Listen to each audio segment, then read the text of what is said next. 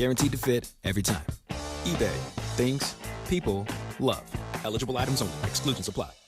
The sports calendar is heating up, and with ESPN Bet Sportsbook, you can go from checking news and stats to placing bets in just a couple of taps. Stream games, bet live, and get exclusive offers when you link your ESPN account. Right now, you can get $100 in bonus bets when you make your first $10 wager. Download the ESPN Bet app and sign up with promo code JOEQ to get started today. That's JOEQ, JOEQ. Must be 21 plus. Gambling problem? Call 1-800-GAMBLER. Terms and conditions apply. See app for details. Offer not available in New York. Let's go. It's time for Sedano and Cap. A little sabor, and we're going to just nosh. It is George Sedano. It is Scott Kaplan. Sedano and Cap is on for your Wednesday afternoon. I'm going to have to say respectfully, I'm going to disagree. Okay, why is that? I don't know. Here we go, the April 23rd edition on this Wednesday of the LA Afternoon Drive Takeover. I'm on with Sedano. Thank you, Kevin Harlan. It is Sedano time and Cappy time. And, of course, last night at Crypto.com Arena, the Lakers took care of business for Game 2 against those stinking Timberwolves. LeBron to Luka. Luka driving down the middle, got to the rim, lay it up and in. 31 for Luka. The Cappy Lappy happened on social media with Clinton Yates. We'll talk about that. We'll talk about the Lakers did good and what the Timberwolves didn't do. Get you ready for Game 3 on Friday. Meanwhile, tonight at Crypto.com, you know Cappy's a puckhead now. The LA Kings will take on those scumbag Edmonton Oilers. We'll get you ready. Patrick O'Neill, the great one. I mean, other than Wayne Gretzky. Patrick O'Neill, part of the Kings TV coverage, going to join us today. So is the one and only Kirk Morrison. Ask Kirk as we get ready for the NFL Draft tomorrow. Let's do it. The LA Afternoon Drive Takeover. Hey, Jerusalem Cherry. He likes to lay the wood. Yeah. You say Kikuchi. Wacky forced radio stunt of the year. Ha-ha! Christopher can go to hell. Oh, nothing worse than the horse. Nah, man, black don't crack. Benjamin Pratt is like, how do you say his name? Asminger? Asminger. Hey, these Hard Knocks guys are all over me right now. It's like I'm back in Dayton. You are a bit killer. Because you got to talk about sperm. I mean, look at me. I'm a hot piece of ass. I mean, look at him. Ia Maliava. Because I thought it was like, I'm a leaving. Sedano and Cap, your Wednesday afternoon right now. Oh. Bing, Ba-da-ba. Do da da da. Do da da ba. Yeah.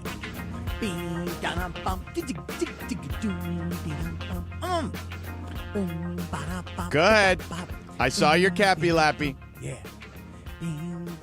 Playoff edition of the Cappy Lap. Yeah, it was 9 minutes.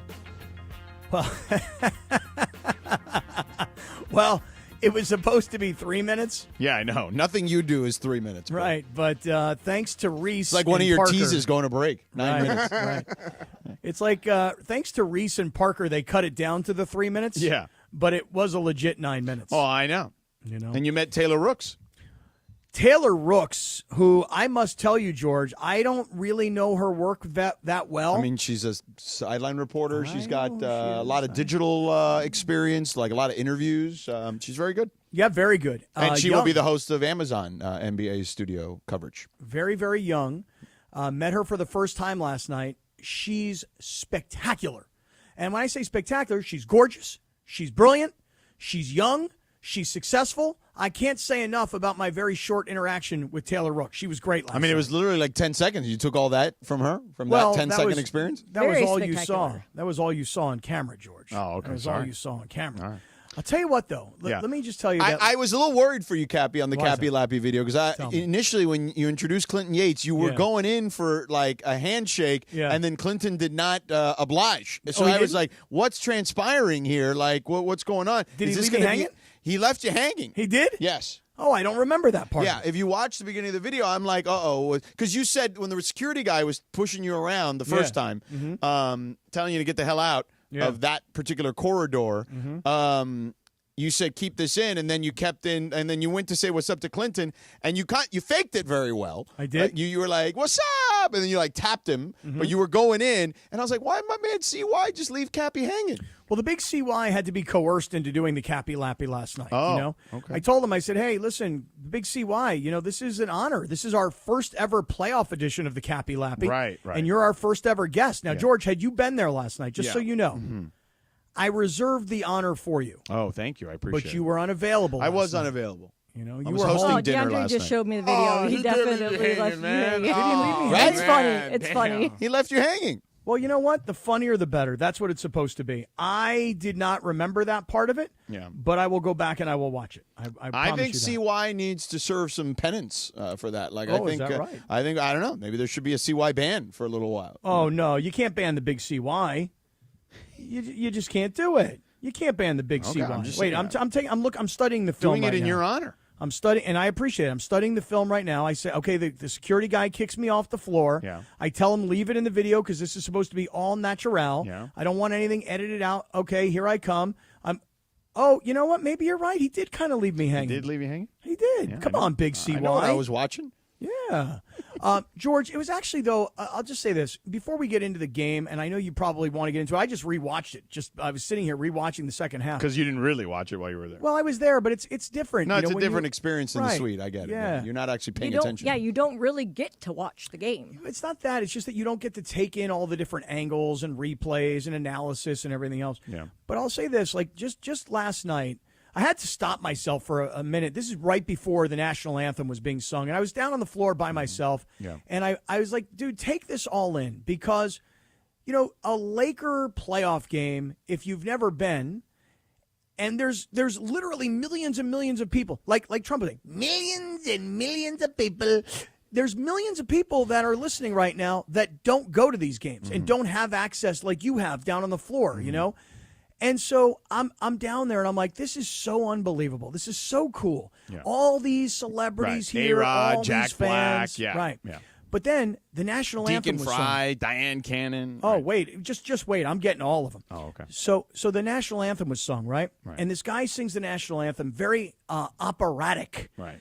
And he's got the microphone like far away from his mouth because he knows that he's going to overmodulate, man. And this guy sings the national anthem, George, and it was fantastic. And he's just getting to the end of it. And I'm like, come on, brother. Bring it home, brother. Bring it home. And he does. And the crowd goes crazy. And then the dude who sang the national anthem comes walking right by me. And I'm like, bro, great anthem. And I told him I was cheering for him. Bring it home. You know what he does, George? Shakes my hand, unlike Clinton, okay? Brings it in, Georgie. Wow. Big old giant hug between two guys that don't know each other. Yeah. Do you know who sang the national anthem last night? Because I did not. I don't know. Does the name Davis Gaines mean anything to you? Not off the top of my head. Apparently, Davis Gaines, who I kind of thought looked like Donny Osmond, Davis Gaines apparently played the Phantom of the Opera in L.A.'s presentation of the Phantom of the Opera for years and years. I think of Phantom of the Opera. The first thing that comes to my mind is the movie Forget Paris. Have you ever seen that movie with Billy Crystal? I do. Yes, I have. He plays a referee, an NBA Right, referee. right. And, you know, he's going out and, with Deborah Winger, and they went to go see the Phantom of the Opera. And she's like, did you like it? He's like, did I like it? I don't know. It was like the theme was kind of like school days. School days, all the golden rule days. He's like the Phantom. You know, he's making fun of it. So that's what I think of. I've seen the Phantom of the Opera, but really, instead of actually thinking of the Phantom of the Opera, I think of Billy Crystal making fun of the Phantom of the Opera and Forget Paris. Understood. Hey, shout out to Davis Gaines, who's listening right now. And the only reason I know that, DeAndre, you know why I know that? Because everyone listens, man. That's what I'm trying to explain to you, bruh. And so, Davis Gaines, shout out to you because you're hearing this on the radio right now and you're going, who is that handsome guy? Who was that guy that gave me that big old hug, that huge embrace? That was me, bro. That was me. But, George, I'm standing there last Wait, you night. hugged a guy you didn't even know and he didn't know you or anything? It was just like a random stranger hug? It was a total random stranger hug. Okay. An RSH. That's what they call it. That's All right. right. So, George, I'm standing there, and a gentleman says to me last night, he says, hey, why don't you walk over to A-Rod and invite him on Sedano and Kap? And I said, Who said that? I'll tell you who said it. Michael Roth said it to me. You know? He goes, why We don't you- could get A-Rod on the I know. show. He goes, Yeah, well, he's first of all, George's brother. Right, he looks like George's big brother. I swear to God, it's unbelievable. So I go to, I said to him, I go, Michael, the reason I'm not walking up to A-Rod and inviting him on the show is because I'd rather have the guy standing right next to him. And he goes, who's that? Because his back was to us. I go, that's freaking Mr. October, bro. That's Reggie Jackson. That is one of my sports idols when I was a kid. Yeah, Reggie not always super nice, though, Yeah. in the media settings. He was nice, though, last night. I mean, he seemed very pleasant. Although, you know, he doesn't. People were like, is that Reggie Jackson? Like, I haven't seen him in a long time. Gosh, is that Reg? Because he's really not very big. So he was probably he was next to Alex. He was next to A-Rod, talking to A-Rod. Yeah, So, I mean, I'm sure maybe he was Alex's guest. perhaps. Yeah. So you had Reggie there last night, and A-Rod, And, Jack Black, who I didn't get a chance to say hello to and shake hands with and take a picture with. Pepe did. I looked did great. see Pepe, yes. And so did so many other people. Oh, my God. Even my girl Taylor Rooks took a picture with him. Yeah. And so many other people. He seems like such a nice guy, such an angel of a guy, always willing to, shake hands, take pictures, say hi. It's just our timing was off yesterday. I felt like you had a moment to at least, kind of sneak it in the heads, want to say what's up, Jack Black, huge fan. You know what? I'll tell you what. First of all, I'm not a huge fan, so that's kind of like I didn't want to lie. But you're a liar. Well, I know, but I didn't want to lie in that instance, because then if he was like, well, what movie of mine do you like? I'd be like, School of Rock? Yeah, but I don't really know that movie. Oh. I don't really know it. It's kind of like in The White Lotus when he's like, I've watched your movies. She's like, when? Yeah, and the move there, Cappy, would have been like, oh, dude, I took my niece or nephew, which you don't have a niece or nephew that young, to see Super Mario, and they loved you as Bowser. Yeah, I wouldn't have gotten that. You see, I would never have gotten that out. But to be honest with you, DeAndre, I really didn't. I couldn't get in because he was doing something with the Lakers. Actually, one of my favorite Jack Black movies is a movie where he plays a secondary or tertiary role. It's called High Fidelity with John Cusack. I love that movie. Yeah, I know that movie. He's also great in Jumanji. Yeah, he's great. That one I didn't see. I don't know. He's good in Jumanji. So I didn't get a chance, DeAndre, to say hi to Jack Black because he was doing something for the Lakers social media. So, Jack, if you're media. listening, next time I'll approach you and talk about High Fidelity. Yes, right. But on the Lakers social, when they show Jack Black yelling and screaming about Rui Hachimura, you see me walking in the back because I'm trying to get a hold of this guy. But anyway, he was great. It seemed really sweet to everybody. Chad Smith from the Red Hot Chili Peppers, who you see there all the time. Macaulay Culkin walks right by me. I'm like, who the hell is this guy? Oh, that's Macaulay Culkin. Yeah. Now, I didn't realize his wife, who's with him, George, she's in the show Running Point that I talked about how much I like. Brenda Song. Who is she in the show? She's Jeannie's personal assistant. She's like the cute little Asian girl that's running around with Jeannie. Okay. Yeah. But I didn't know that was her. Because I remember her, the actress that plays that role. I remember her. She was in the Social Network movie. Yep. Oh, yes. She was. There you go. What's Spider-Man's real name? Tobey Maguire? No, the next guy. Oh, who's There's the next so guy? many Andrew of Garfield. them. Andrew Garfield. Yes. She played the crazy girlfriend who set his apartment on fire or whatever. Yeah. So Macaulay Culkin walks right by me, and I'm like, God, who's that guy? I know him. And I was like, oh, Macaulay Culkin, but I didn't realize who his wife was at the time. And then how many people go up to Macaulay Culkin and do this? Oh, way too many, I'm sure. I would be like, come on, can you be a little more creative than that? Right. That's like the first time I ever met Bill Murray, and I'm like, he's a Cinderella boy, tears in his eyes, I guess. Careful with Bill Murray, dude. He was at JFK or in London or something the other day. Somebody stepped on the back of his foot, and he was some paparazzi, and he went at him. Well, for me, it was just I'm reciting lines from Caddyshack, which is so stupid to do. Right. But anyway. Yeah, go ahead. We're way past, so let's just really? go here. Then Ric Flair. Woo! When I saw Ric Flair, I freaking love Ric Flair. Styling and profiling. Right. And I saw Reggie Miller. Definitely looking his age these days. Oh, I feel bad for Rick. I do. Rick. Reggie. I saw Reggie took a picture with Ric Flair. But Reggie also was like a little kid loving him. And I'll say this about Rick, just like Christopher Arthur Morales. Rick almost died. He did die and came back from the dead. He came back. They told him he needs to stop drinking, and he said, "You know what? I don't care. I'm going to live my life." Him, Chris, and DeMar Hamlin all came back. Yes, from the that's right. He took a different direction. He came back from the dead. But anyway, so he Ric came Flair, back from the dead. So as you look at Ric Flair and you go, he doesn't look so hot. Who cares, man? My man is here. I'm just saying, And then George, ultimately, to your point. Life. To your point, Georgie, at the very end of all of this, of all these celebrities, of all these stars, of the hugging it out and the handshakes, Kevin Harlan and Taylor Rooks and everybody else that was there last night, my boy Deacon Fry came up to hang out in the 710 suite for the third quarter and half the fourth quarter. And all we did was talk ball. DeAndre, you would have been loving it. We were talking some ball last night. Boy, I'll tell you that right now. So it was great. It was a great night, and it finished up great, which was the Lakers getting a victory. But if you were there, you saw it, you felt it. If you were watching it on TV, I hope it all kind of came through. But for me, that was the first ever Cappy Lappy playoff edition, George. And I reserved the guest role for you, but you weren't there because you're too busy hanging out with Tony Reale playing basketball in your living room. Well, I wasn't playing basketball with him. Mateo was. Oh. Looked like Mateo was working Tony Reale. No, I gave him a big euro. Mateo missed some dunks. Yeah, it was not good. Yeah. Well, while you were hanging out with Tony Reale, I was hanging out with the big CY. Yeah. Well, that's nice. Mm-hmm. Nice. Tony is not here very often in LA. I understand. So, I invited him over for dinner. He did Taco Tuesday at the Sedano House. Oh, that's nice. Yeah. You guys use turkey meat? We had turkey meat and also shrimp. Oh, lovely. Yeah. Beautiful. So anyway, Cappy, let's actually get into the game now. Mm-hmm. Now that we're done with the Cappy Lappy portion of the of the show. Yep. And we can do that on the other side. But first, why don't you tell us about your friends at Subaru? So let me talk more about the Cappy Lappy. Guess who else was there? I talk about all the big stars that were there last night. Jack Black, Dustin Hoffman. I mean, all the big stars were out last night. You know who else was there? Omar, the general manager of Ocean Subaru of Fullerton. And I spent a bunch of time last night with Omar in the 710 suite talking about the Subaru products. You know, I've driven the Solterra and the Crosstrek and the Forester, and I'm about to get myself into the next brand new Subaru so I can schlep it up and down the 5 freeway, and I can tell you guys how great it is. It's the safety, the technology, the versatility, the reliability, and what I love is the all-wheel drive feature that all these Subarus have, because if you're going to Big Bear during the winter and you have to pull over because they tell you got to have chains, you know, you got all-wheel drive. You're good. Omar is a guy who spent 20-plus years in the U.S. Army. He wants to take care of all the veterans families, even active duty military. Of course, you've got to come by and visit. We're at 1100 South Euclid in Fullerton, right off the 91 freeway. We're very easy to find. Big, beautiful, bright store. You can't possibly miss us. And if you need to do some research before you come in, go to oceansubaruoc.com. That's oceansubaruoc.com. And I just want to remind you of one thing that's going on right now at Ocean Subaru. That's the Subaru A Lot to Love event. It is on, and there is a lot to love about a Subaru. Ocean Subaru of Fullerton, where every journey starts with love. It's the Travis and DeMarco Show. Every weekday morning at 9 a.m.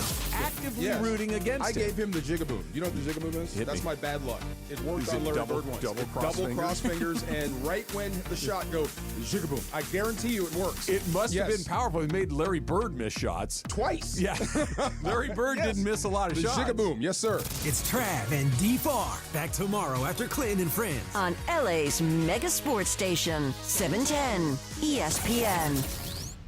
Don't navigate the legal system alone. Hey, it's Travis. At the personal injury law offices of Joseph S. Normand, they will fight tirelessly to get you the max compensation you deserve. Joe and his team understand the emotional and financial toll that an injury can take on you and your life. Call 213-747-2000 or visit normandlegal.com. The law offices of Joseph S. Normand have helped thousands of people like you recover millions of dollars in settlements and verdicts. Visit normandlegal.com or call 213-747-2000. Your recovery is their priority.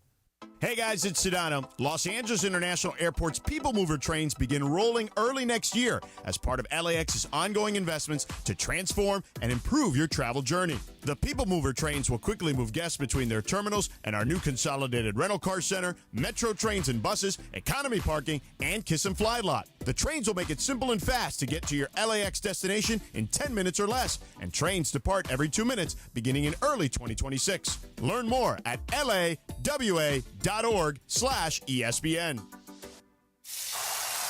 Los Angeles, game day is here. Whether you're watching courtside. Game 1 of the Stanley Cup playoffs was a riveting affair at Crypto.com Arena in downtown LA as the Kings outlasted the Oilers for a thrilling 6-5 Game 1 win. Kings bank it up the wall into the neutral zone. Here comes Trevor Moore, one-on-one. Moore waits, hits the trailer. Deneau shoots, scores! Deneau! It found its way through! A nylon-seeking puck trickles past Skinner, and with 41 seconds left, it is 6-5 LA! Puck tied up, Kings work it free. Kempe chips it down the ice. It will not be an icing, and the Kings win Game 1. Tonight, the Kings host the Oilers for Game 2, looking to take a 2-0 advantage on the road north of the border. It's the Kings and the Oilers. Game 2 starts at 7 p.m. Pacific, right here on 710 ESPN and the new ESPN LA app. In the 2025 draft, Legends Attic selects Hall of Famer Isaac Bruce. Hey, it's Travis. Let's kick off draft day at Legends Attic in Claremont this Thursday, April 24th from 9 a.m. until 12 noon as we broadcast live with Rams legend and Hall of Famer Isaac Bruce. You'll have the opportunity to win signed memorabilia, trading cards, Legends Attic gear, and Angels tickets. For more information and to purchase your tickets to meet Isaac Bruce, visit legendsattic.com. We'll see you on Thursday, April 24th at Legends Attic in Claremont.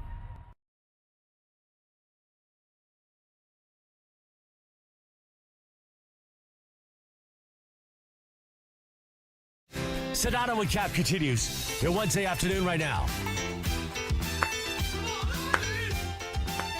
Great song, Come on Island.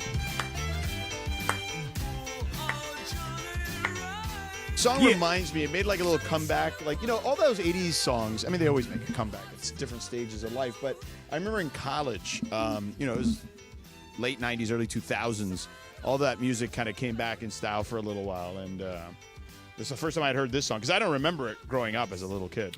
I actually do remember it. I used to go to sleep at night when I was little to the radio. Mm-hmm. Is that any big surprise, right? I mean, guys that get into radio. I used to listen to like a late night AM sports talk guy. Same. Who would put me to sleep. Same. In fact, and I don't mean that in like a bad way. I mean that like he was entertaining and I would stay up late, but then I'd eventually fall asleep. My dad, I can remember one night, George, my father's on the other end of the house. We didn't have a big house, but we was at the other end in the master bedroom, and I was in my room, and for whatever reason, my sister and my mom weren't there. My dad's screaming to me, "Come down here, I'm about to be on the radio." My dad's like on the phone. He's getting ready to be a caller on a radio station. Yeah. He gets done. He hangs up. I go running back to my room. I call the radio station so that I could get on the air. I used to work at a place, and I would be there sometimes late at night. And they had a fax machine. I used to fax things over. Oh, yeah. I love faxing into the radio station. Yeah. But I remember I would go to sleep to a couple of different things. Dr. Ruth Westheimer, remember her? Oh, yeah, the sex lady. Right. I would go to sleep listening to her, and then I would go to sleep listening to music sometimes. And that song, I remember that song coming on. This has got to be probably the early 80s. And for hearing it for the first time, I think I woke up out of a dream like, I think I hear this song, but it actually was that song. So there you go. There you have it. Hey, shout out to Grant in L.A. I know you just sent us a text about Grant, funny. who says that my opening monologue makes you a very patient guy, George. Well, he says you do this every day. Yeah. Well, I do. I come in with a lot of energy. You know what I mean? I usually drink a cup of coffee, and then I just work my way out of it. You know what I mean? But I want to say something to Grant in L.A. because I was thinking about him last night. I was talking about the traffic leaving Crypto.com arena, and he said that's the most San Diego thing somebody could say, because you don't understand the difference of leaving Dodger Stadium versus Crypto. And, hey, Grant, I was thinking about you last night. You're kind of right. Dodger Stadium is a whole experience trying to get out of there. It could take forever. But I will just say this. Getting out of Crypto.com after a full house last night wasn't easy. Took plenty of time. So that's kind of like the least I've ever been to a Laker game thing that you said. You understand what I'm saying, Grant? Mm.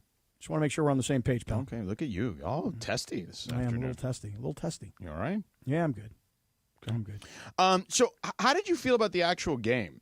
Because what I would tell you is that I was kind of like, I mean, they won, so you shouldn't apologize for that. But I felt like as I watched the game, it was really like the Lakers were more competent and certainly more physical. But I felt like the Wolves just really didn't play well. And you could make the argument, well, the Lakers forced them not to play well. Yes and no. I felt like the Wolves, and maybe DeAndre, I'd love to get your thoughts on this too. I felt like the Lakers came out with a sense of physicality, right? Because they got punked in the last game.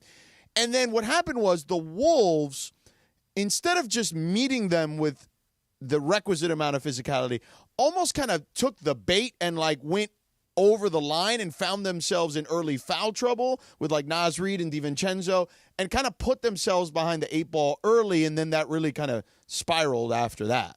Yeah, I also, what they did to Anthony Edwards, I saw a little bit different defensive scheme going into that game last night. I mean, he was confused. He was confused as far as how the Lakers zoned it up and LeBron James was able to help off, but the Lakers were able to rotate a lot better in game 2, meaning the three-point shots were a lot more contested compared to game 1, I would like to say. And I would say the one thing I will give JJ credit for beyond that you just mentioned is I would say that the spacing was much better on offense. Their pick-and-roll game, particularly with Doncic, was much higher up, which allowed guys to have that space and be able to kind of move around off the ball. And that created just a semblance of what I used earlier, like the phrase I used earlier, competence, right? Just guys kind of playing within the structure of the system. Which I don't feel like they did. I feel like everything was rushed. Things were more condensed. Guys were just standing around, watching a lot in game 1. So I felt like the Lakers didn't play good. I just felt like they played fine. And yeah, the T-Wolves just really were bad, I thought, in a lot of cases. Yeah, but, listen, the Lakers came out in the first quarter, and they just jumped out on Minnesota. And they needed to do that because for all the talk about how physical Minnesota was and how the Lakers needed a game to adjust, even though they were completely knowledgeable about what Minnesota, quote unquote, brings to the table. Those are LeBron's words. They had to come out and they had to play and score and take a lead and establish home court and get the crowd into it and all these other things. But, George, I think the big difference between these two games is that when you looked at what Minnesota did in the first game, they shot 50% from three-point range. Last night, they shot 20%. Well, both teams shot terribly, yeah. I understand, but you understand that when we looked at the last game... Yeah, they were more active defensively, sure, but I think there was still a pretty good amount of shots that just didn't fall. Well, yeah, but I want to remember the exact number. I think they took 27, right, it was 42 total shots. Yeah. 27 were wide open, and the rest were just open. But if you took there were more 40, contested shots, sure. But there were also fewer. So if you took 42 3-point shots in game one, but then you only took 25 3-point shots in game two, and if your field goal efficiency in game one was 50%, and in game two your field goal efficiency was 20%, not only did you take 17 fewer threes, but you also hit 30% fewer threes. So, we talked about this on Monday. Were the Timberwolves going to be as good as they were shooting the ball, as efficient as they were shooting the ball on Saturday? Would they be that on Tuesday? And most of us thought they're not going to be that good again. And that's kind of what happened, just statistically speaking. Yeah, again, I just didn't come away from that game going, whoa, the Lakers really figured it out. You know what I mean? Like, I came away from that one just going like, they played fine, I guess. Like, they won. You shouldn't apologize for that, and it's 1-1. So it doesn't matter how you win. Sometimes it's better to win ugly, than be good, right? I would say, especially come playoff time in any sport, you shouldn't apologize for it. But I don't know. I'm looking around, and I'm curious to see what Golden State Houston looks like tonight, right? Because if Golden State goes out there again and, takes care of business fairly easily, which I felt like they did in that first game. There was that one little run at the end that Houston made that got it within 4 or 6 or whatever it was. But I feel like the West teams have all looked better than the Lakers to this point. Well, that's what I was sensing from what you're saying. I'm talking about I should say all of them, because clearly not Memphis, but the teams that have won games have all looked better than the Lakers to this point. Yeah, but when I hear what you're saying, at least what I think I'm hearing you saying is, look, hey, it's good. They won the game. Okay, great. But I don't think that was a good representation of how good they can be. I don't believe that to be the case. Yeah, and so listen, they won the game. They had control of the game. And yeah, Minnesota kind of battled back, and the Lakers didn't do very much, in particular in the fourth quarter. They only scored 13 points. Yeah. But you never really thought that Minnesota was going to win the game, kind of like in game one when the Lakers got it to within 12, but you were like, I don't really think that they're going to win. They're closing the gap, but I don't think they're really going to win. I don't think anybody ever really feared last night, especially late in the fourth quarter when Minnesota got it to 9 or 10, that Minnesota was going to win the game. So I think a lot of the analysis today has been the Lakers won, that's good, but they didn't look great, and they haven't really looked good yet in their first two games, right. But at least if nothing else, they've got this series tied. Yeah, they're split and they're going to Minnesota. So again, you don't apologize for that. Well, there's some more stuff I want to get into regarding the game, and we also are going to talk to Patrick O'Neill of the Kings. We're way late for that, so we got to make sure we talk to him. But you know what does look good? Flooring from Hernandez Flooring. The crazy Hernandez brothers will get you what you need. All right, you need new flooring in your home? Cappy does. Cappy already hooked up with Steven Hernandez, one half of the crazy Hernandez brothers. You need flooring for your home, your rental, your ADU? They got you covered, man. But you know what drives me crazy, Cappy, is those big box national retail stores that pretend to give you a deal by marking up the price just to mark it down. Come on, nobody's buying that. At Hernandez Wholesale Flooring, it's legitimately family run. I mentioned the crazy Hernandez brothers. Papi Hernandez started it all back in the 70s, and they got the whole family literally working every aspect of the business. You get the authentic old school TLC and actual wholesale pricing year round. No bogus sales, no gimmicks, just the best price from the start. And that's why I say it, and I mean it, man. No sale beats wholesale. Whether it's hardwood, laminate, tile, vinyl, carpet, you name it, they got it. Over 5 million square feet of in-stock inventory in their warehouse. 2 warehouses, by the way, one in Commerce and then one in Santa Ana. They're like the size of 5 football fields. I'm not even joking. You can see it, touch it, and take it home with you on the same day, and that's huge, especially when you're trying to finish a project fast. And check this out. You refer a friend, Both of you get 10% off your next flooring purchase. So call them at 866-62-FLOOR. That's 866-62-FLOOR. It's why first responders, designers, contractors, builders all shop there.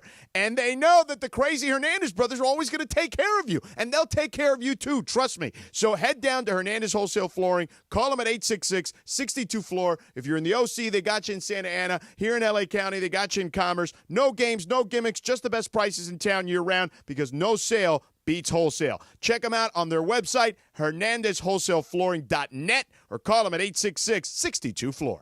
I'm Doug. And I'm Damon. And we want to buy your house. Let Seller's Advantage show you how we can give you more. No fees, no commissions, and no repairs. Just a fair cash offer that can close in just a few days. Check out our Google reviews. And call Seller's Advantage today or visit sellersadvantage.com.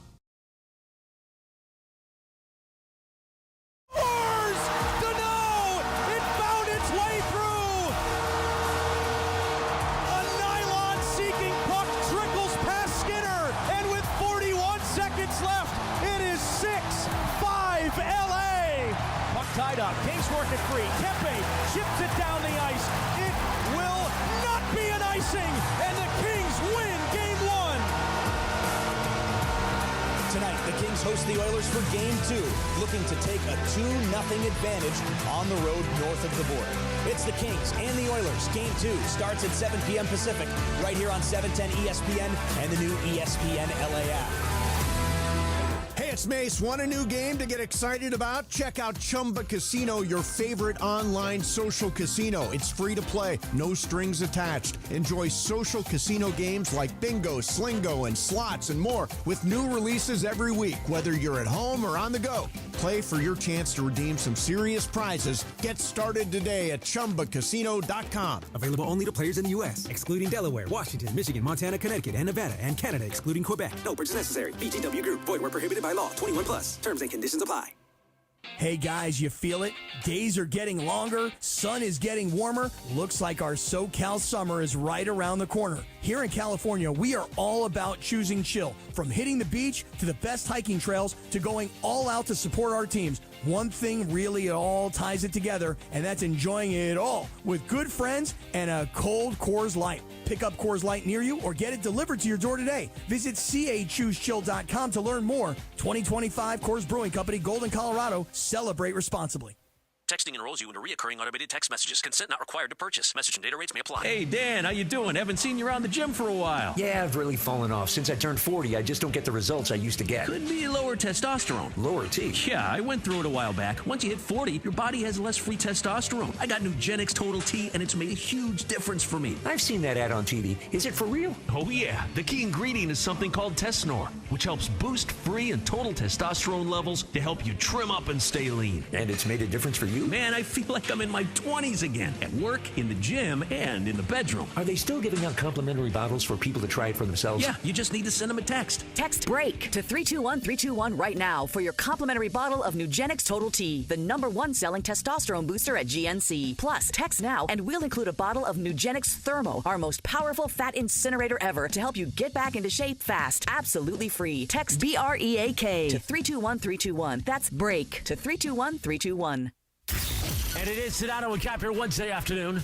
Today is National Cherry Cheesecake Day. And on this day in 1980, the #1 dance track, The Brothers Johnson. Now, don't think about it. Don't say schwanz, Cappy. Don't say schwanz. Stomp. Sedano and Kap continues your Wednesday afternoon right now. Oh, yeah. Cappy, I'm headed down to this game tonight. I'm going across the street. Should be a fun one. FOMO. I got FOMO. Kings trying to take a 2-0 lead against their tormentors. Patrick O'Neill, of course, of the Kings broadcast, joins us here now.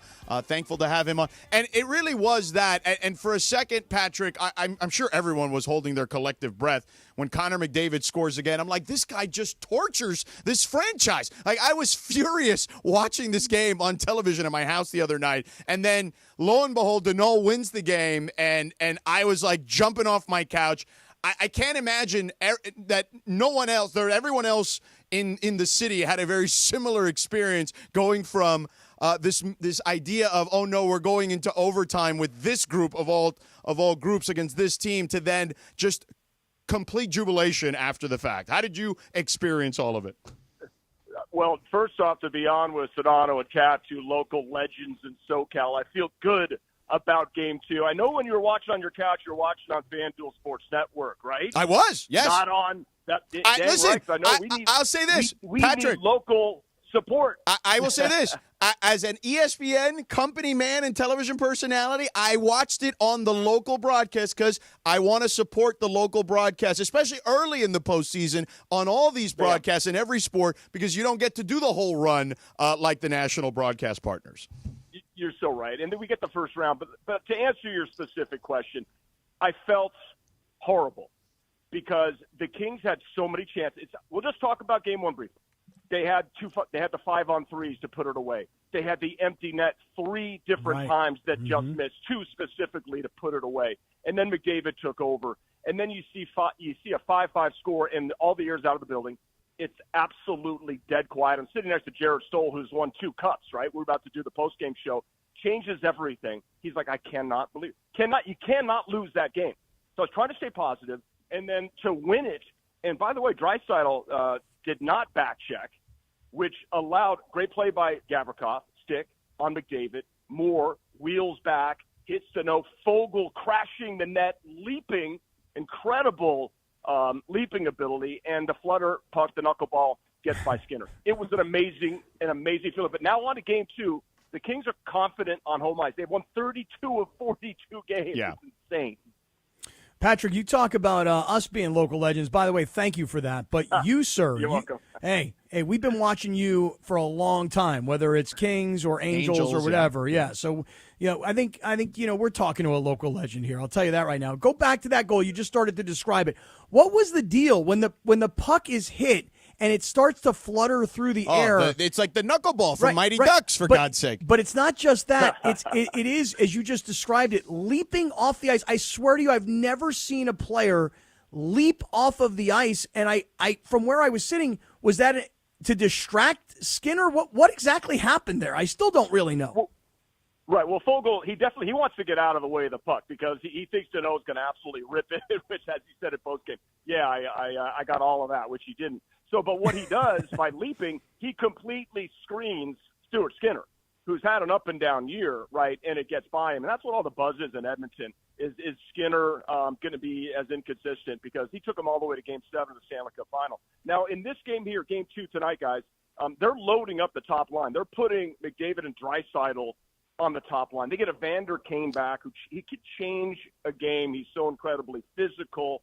So matchups are going to be really interesting. But again, the Kings are not worried. Game 1 is in the past. And I know we can maybe be concerned about it, but the Kings are a shutdown defensive team.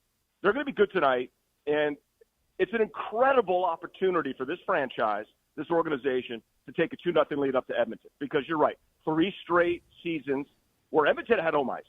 Kings have home ice, and they need to be an absolute dominant team. They have to play a full 60.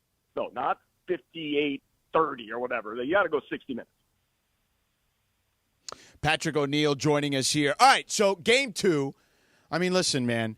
I just know, again, we talked about kind of how, tormented the Kings are because of this Edmonton Oilers group, right? And we know how good those guys are on the other side. But I feel like you've already mentioned it. The way this team has played on home ice this season, I don't think you can leave it to chance. You got to win Game 2 because when you go over there, you can't leave it up to chance, right?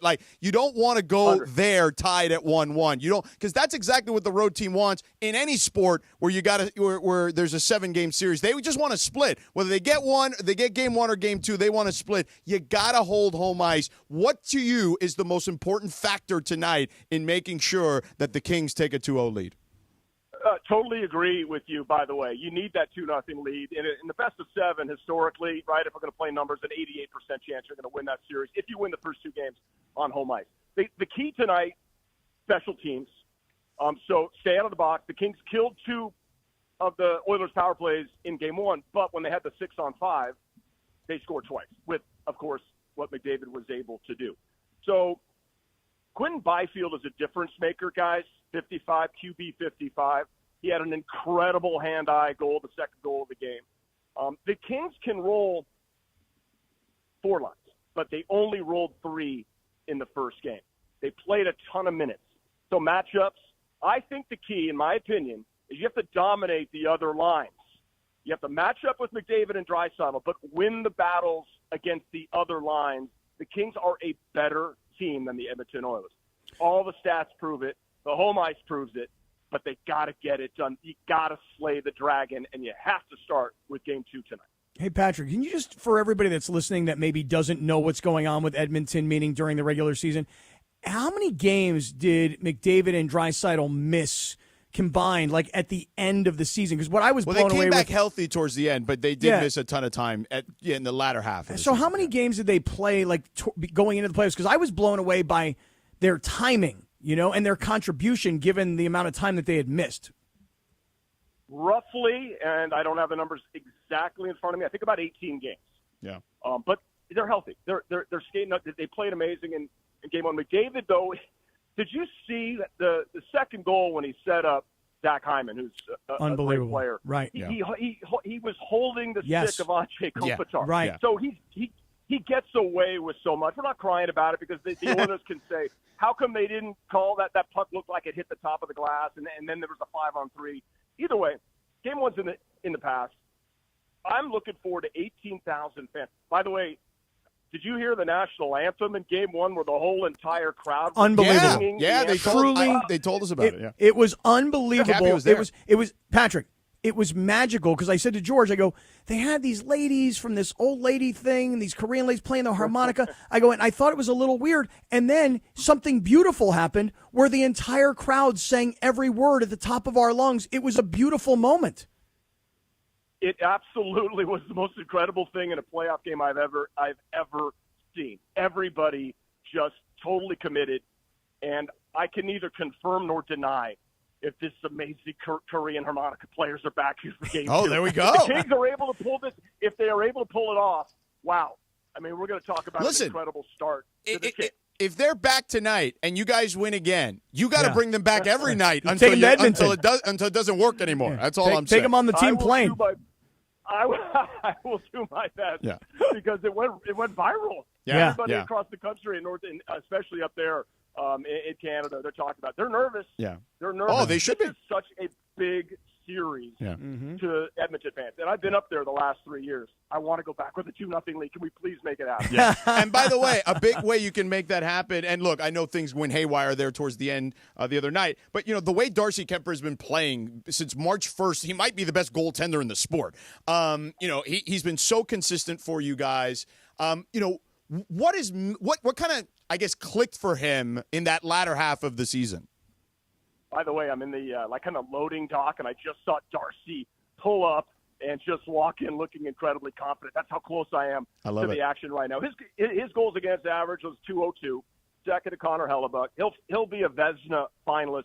I think the key for Darcy Kemper is his second time around with the LA Kings. He was much more confident this time. He's coming back with some hardware because he won a Stanley Cup, right, with the Avalanche. So he feels he's great, and the Kings play great in front of him. They do not allow, high danger slot chances, as I see the captain, Andrei Kopitar, right there. This is a great spot I'm in right now. Yeah, you are. Yeah, this is like man, there it is. Boots on the ground. Patrick O'Neill Sedano, not only is he the great studio host for the Kings, a great host and play-by-play man for the Angels, but Sedano and Cap roving reporter. Right. Boots on the ground, man. Guys, check this out. My partner, Jared Stoll, rode in with them. I cannot wait to find out what he talked about. Wow, star-studded. And listen, I know your guys pregame 6:30 ESPN and leading up to the game, Josh Schaefer, Daryl Evans. It's great. But for whatever reason, they can't tune in. FanDuel Sports Network SoCal tonight. We got you covered 6:30, pre-intermissions, post. I'm just so fired up, man. I love playoff hockey. It's my 20th season covering this team. There's never been – they tied the franchise record in points with 105. And they've won 31 games, a franchise record on home ice. So there's something about crypto, even though that craziness of crypto the other night in Game 1, the fans absolutely are so into it. And I really feel they fuel these guys to play great hockey. Yeah, no doubt about it. I'll be there in the house tonight. So, Patrick, I'm looking forward to it. I wasn't able to make game 1, but I will be there tonight. I'm walking across the street. Thank you so much for joining us. Let's do this more often, man, for sure. Wait a second. Next time you come on, Patrick, you come on at 5 o'clock because that's where we go commercial free. Oh, yeah. And here's the thing, and I'll plant the seed. You know, we had Al Michaels on earlier this week. He was telling us a story about how his father took him to his first games in L.A. I want to talk to you about how you got into this business, given that your father was such a successful, famous actor, and how he got you What do you think sports. this is? Inside the actor's studio? That's what you want to do with Patrick O'Neill? Yeah, because because I'll tell you right now, Patrick, I remember following you a lot when your dad, sadly passed, and just hit the passion that he gave you for sports. I think would be really interesting for people to hear. I would love to do it, and you're right. My dad, Ryan O'Neill. We lost our house in the fires. Right? Yeah, I know. The house I grew up in Malibu. And the Kings have done such a great job. They have the LAFD right there on center ice. They've kept it. They've done a great job supporting that. But I would love to talk because I miss my dad so much. He was the guy when, I get to do some Angels play-by-play, guys, and it's like I never thought that would ever be possible and having such a blast on those games. The rare opportunity to do it, but it's like best seat in the house. I would call my dad, on the way home. And sometimes because it's a long ride home back to West LA, and I don't have that call anymore. So he was he brought me into sports. Right? Yeah. We played sports, we watched sports, and then he was my biggest fan. So I want to talk about that. Thanks for saying that. Thank you. I appreciate that, guys. We'll do it next time. All right, for sure, man. We'll have a great call tonight. We will talk to you soon, man. There you go, Patrick O'Neill. We're gonna give away some tickets right now. Caller number 7. 877-710-ESPN, 877-710-3776. Caller 7 wins a pair of tickets to tonight's Game 2, so call now. All right, Cappy, we're way over the break. Yeah, we are. Honestly, this started with, Grant in L.A. was right. You bloviating for that first segment really just threw us off. Right, very Stephen A. style. Who do you think you are? Stephen A. Clearly. Yeah. Cappy A? That's right. Well, Scotty A. Scotty A. Yeah, there you go. Yeah. It is my middle initial, I know. Arnold?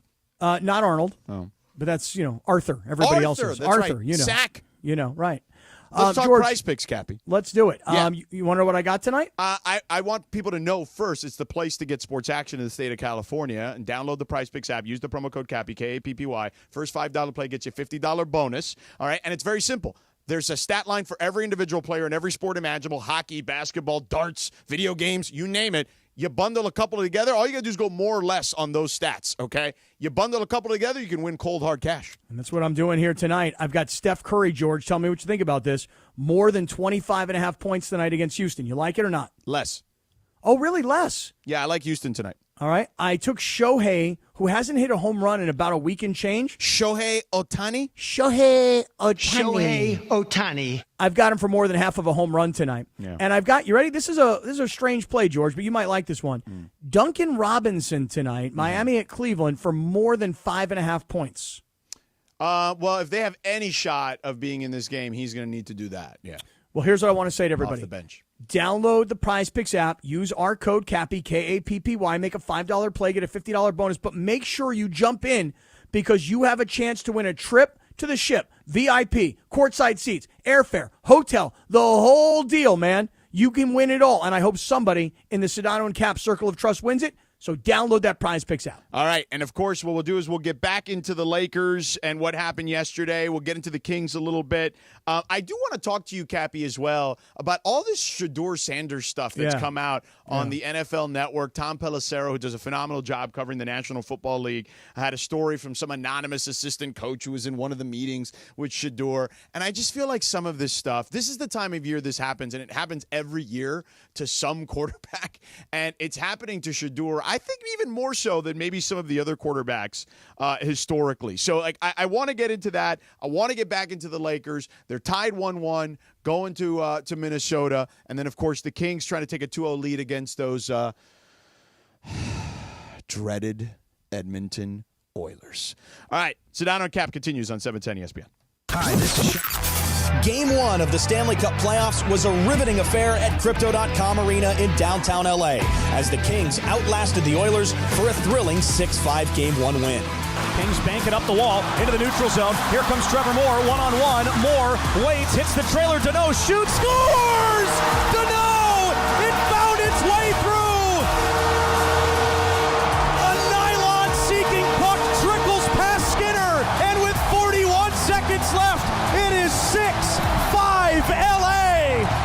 tied up. Kings work it free. Kempe chips it down the ice. It will not be an icing, and the Kings win Game 1. Tonight, the Kings host the Oilers for Game 2, looking to take a 2-0 advantage on the road north of the border. It's the Kings and the Oilers. Game 2 starts at 7 p.m. Pacific, right here on 710 ESPN and the new ESPN LA app. Challenges and achieve extraordinary outcomes. Choose the best care for your child at chla.org. Hey guys, it's Cap. Here's the scenario. Your home is flooded and the damage is severe.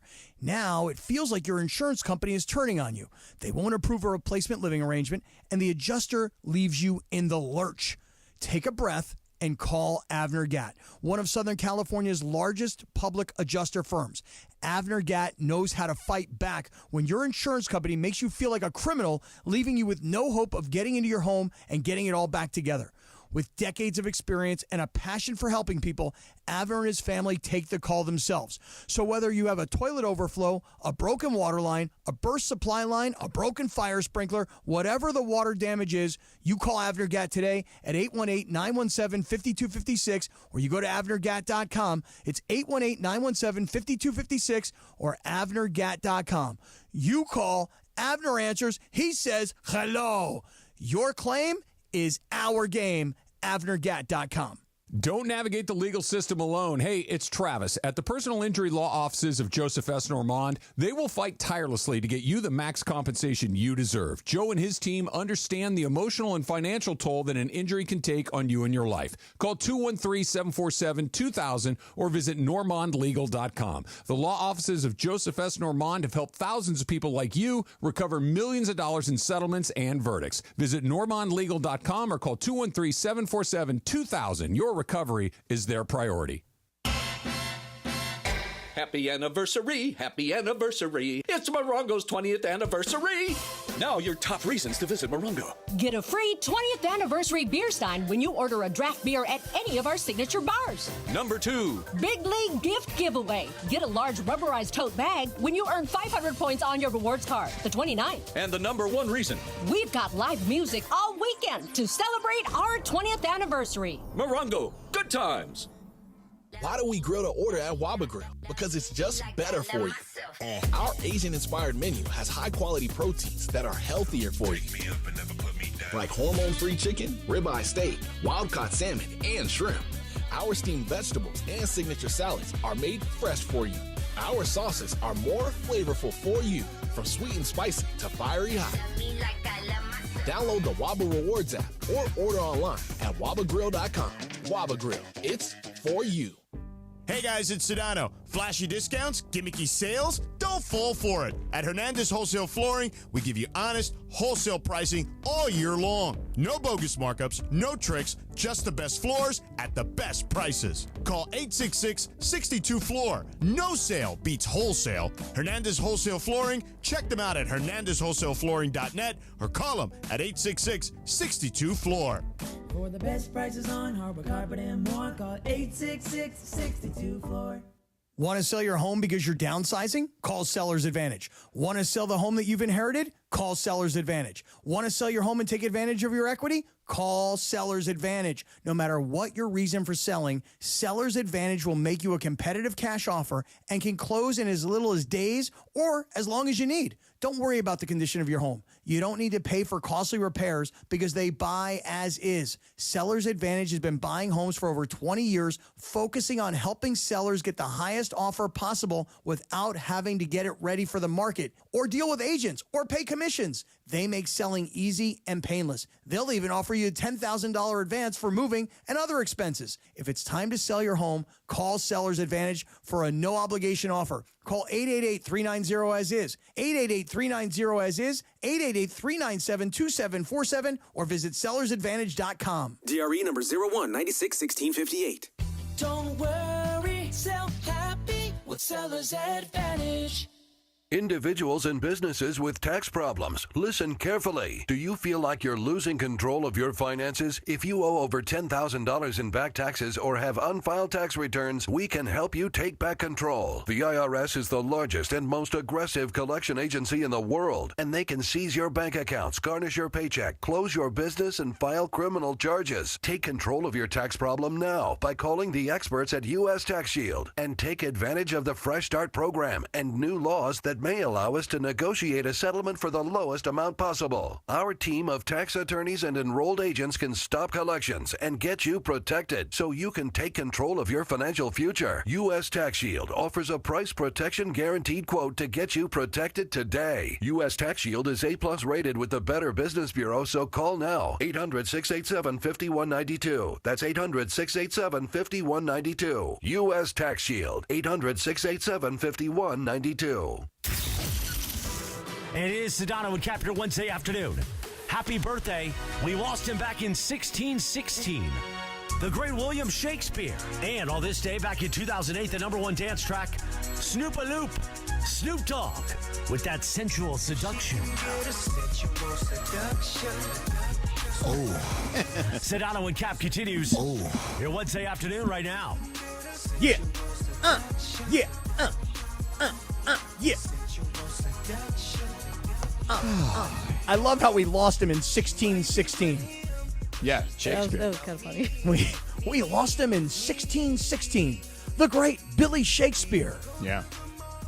Very funny, Christopher. Very funny. Cappy, kick off the day at Legends Attic in Claremont with Travis and Kirk Morrison tomorrow from 9 to noon as we broadcast live with Rams legend and Hall of Famer Isaac Bruce. You can win signed memorabilia, trading cards, Legends Attic gear, and baseball tickets. For more information, visit legendsattic.com. Nice.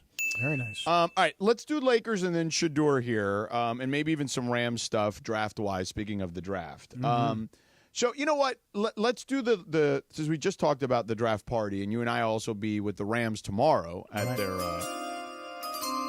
LAFD location tomorrow for the draft. Up in Van Nuys tomorrow. Yeah. So let's do Shedeur first. Okay. And then we'll get back into the Lakers. So Shedeur, look, he's been the brunt of a ton of criticism for now what seems like endlessly for years, but particularly recently over the last, what would you say, couple of months since the season's been over and the draft process started? All this draft talk is always about knocking guys down. You know, some guys get to be risen up, but a lot of times it's just picking everything apart. So there's this one recent story on NFL.com that was reported by Tom Pelissero, and who does a great job, okay? And here's the quote from a longtime NFL assistant. Said his time with Sanders was, quote, the worst formal interview I've ever been in my life. He's so entitled. He takes unnecessary sacks. He never plays on time. He has horrible body language. He blames teammates. But the biggest thing is he's not that good, said one longtime AFC executive. It didn't go great in our interview. He wants to dictate what he's going to do and what's best for him. He makes you feel small. Here's what I would say. Let me hear. If he's making you feel small, Mr. NFL executive, that's on you, bro. Wait, not even NFL executive, NFL assistant coach, whatever. It's on you. That's your problem if he's making you feel small. That sounds like you're the one with the issues, not him. He seems pretty confident in his skill set and ability. You're the one that sounds like you're the one that's dealing with some issues. Well, let me ask you a question. And you know what, Cappy? Let me hear. I despise this part of the year, okay? I hate the underwear Olympics, okay?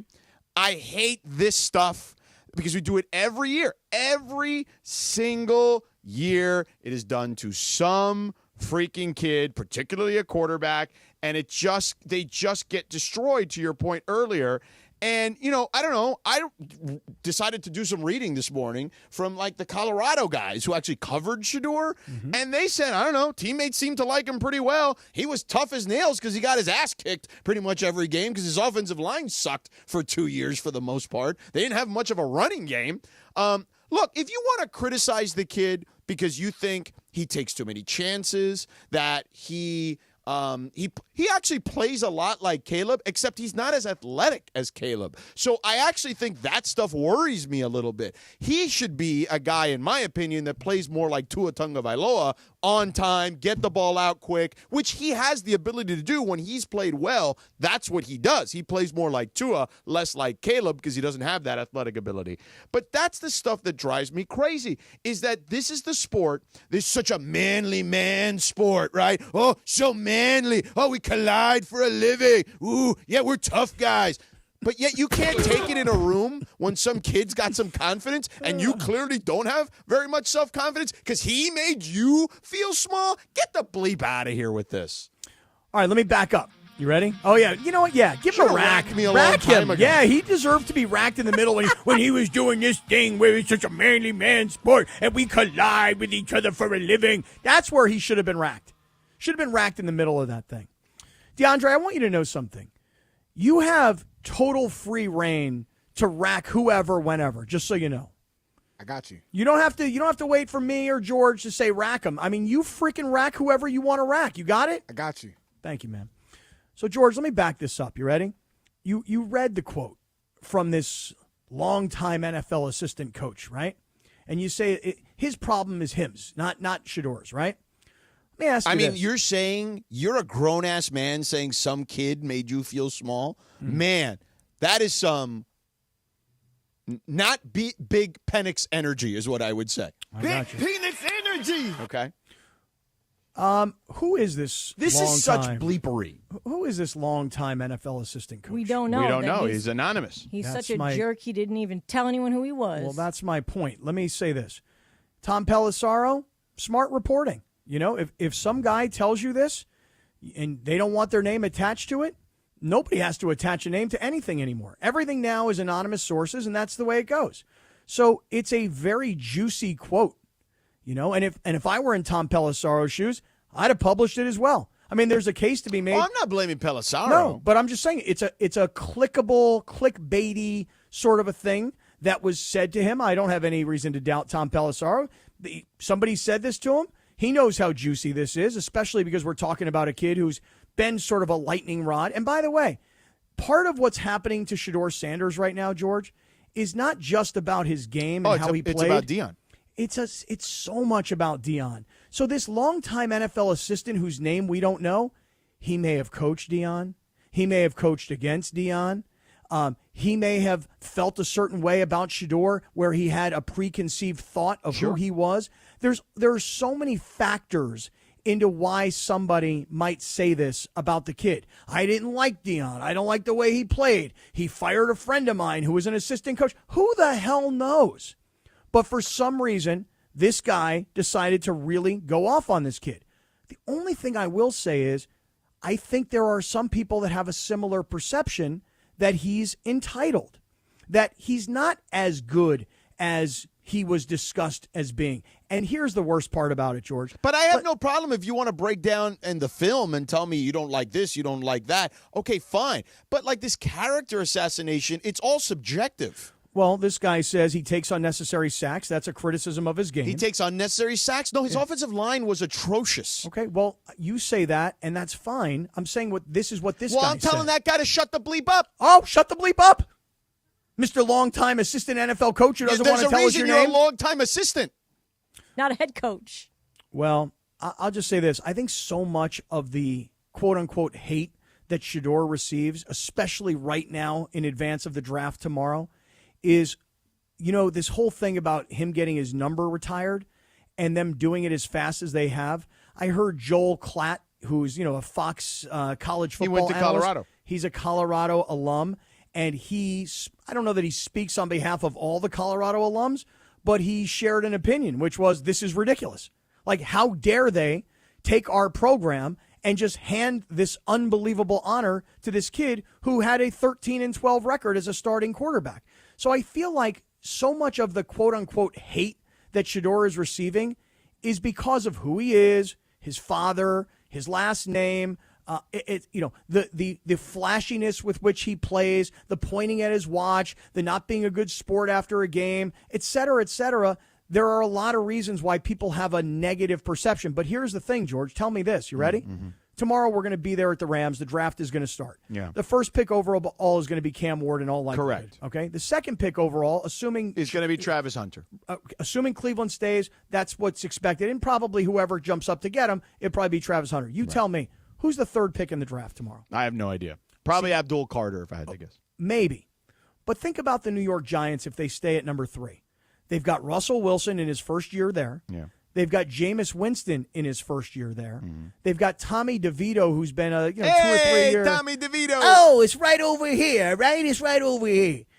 So maybe all of this is like smoke screen stuff, because maybe the Giants actually are going to take him with the 3rd overall pick, because there's been so much talk about him falling to 21 to Pittsburgh.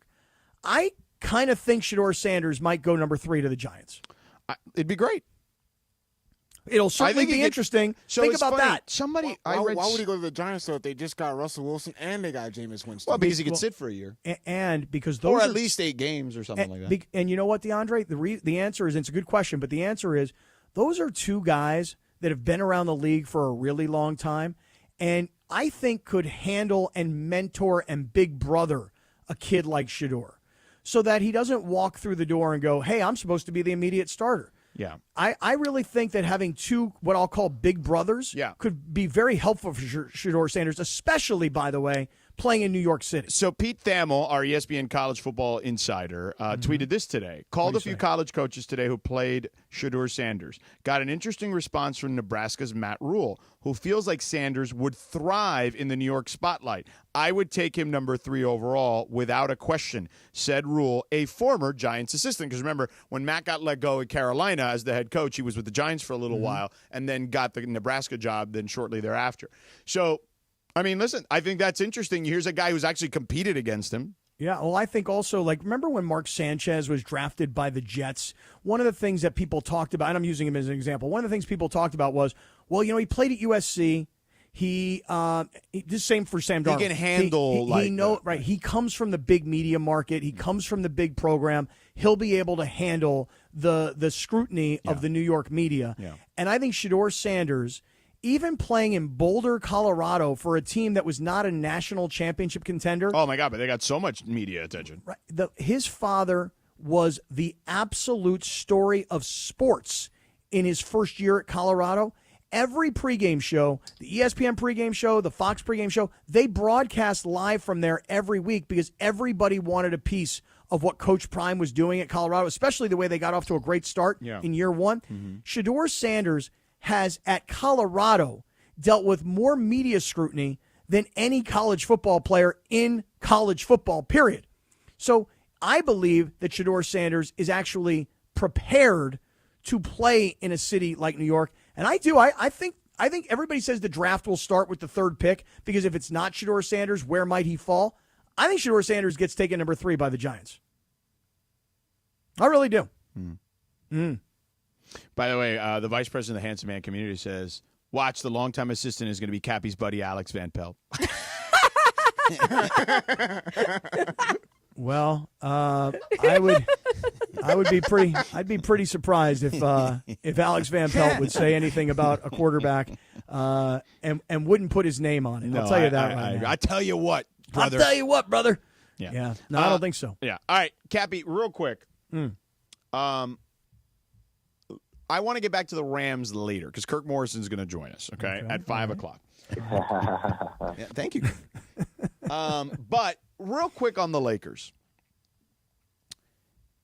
What does your gut say that this series is going to go now? My gut, I want to cliche and say Lakers in 5. No just chance. Because they've got this 1-1.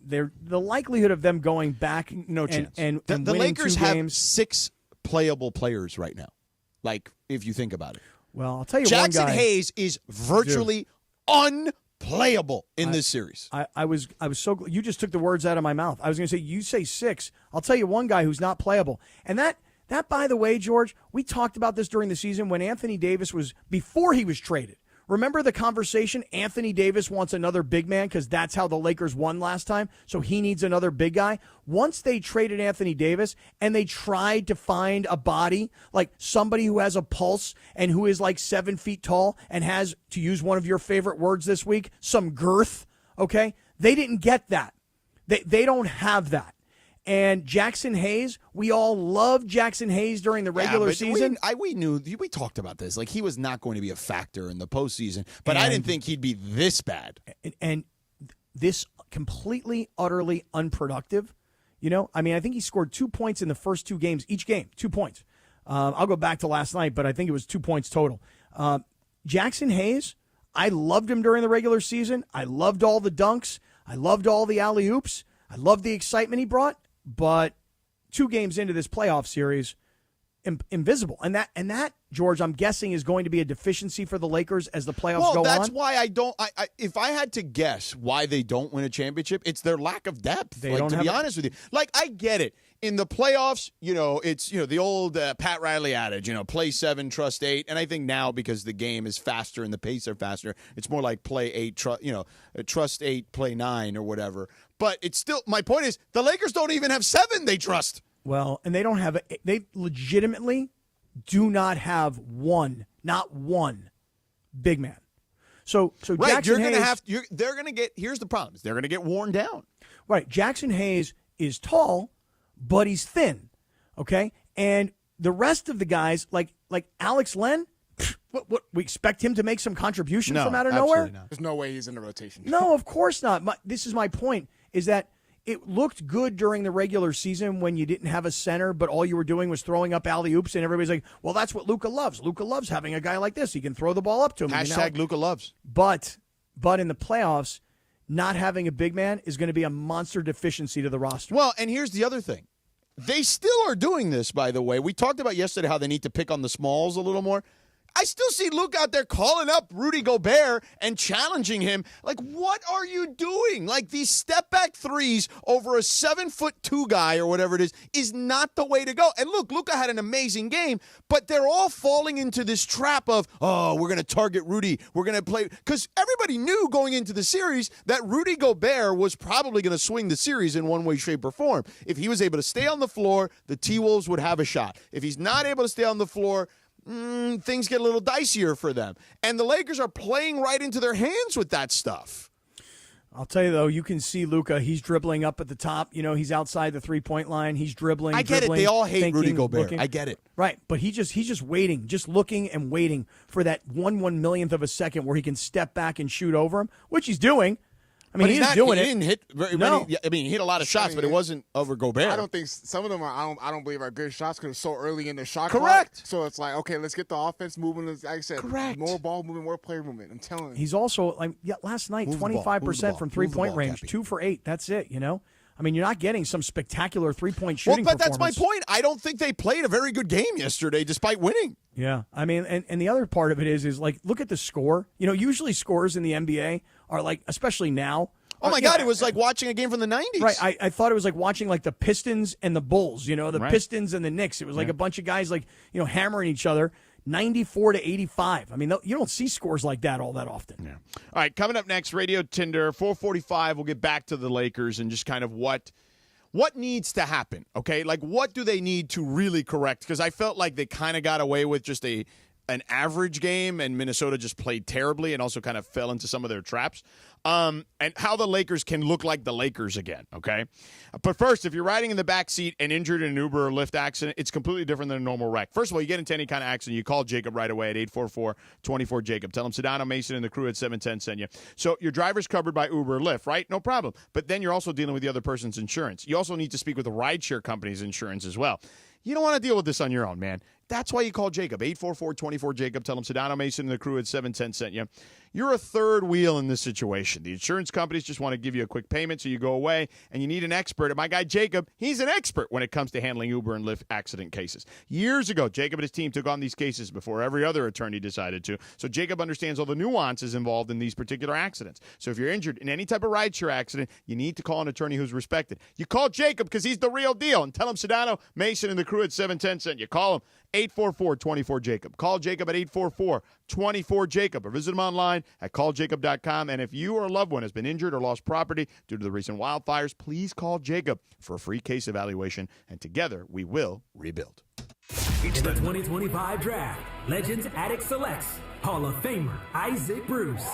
Hey, it's Travis. Let's kick off draft day at Legends Attic in Claremont this Thursday, April 24th from 9 a.m. until 12 noon as we broadcast live with Rams legend and Hall of Famer Isaac Bruce. You'll have the opportunity to win signed memorabilia, trading cards, Legends Attic gear, and Angels tickets. For more information and to purchase your tickets to meet Isaac Bruce, visit legendsattic.com. We'll see you on Thursday, April 24th at Legends Attic in Claremont.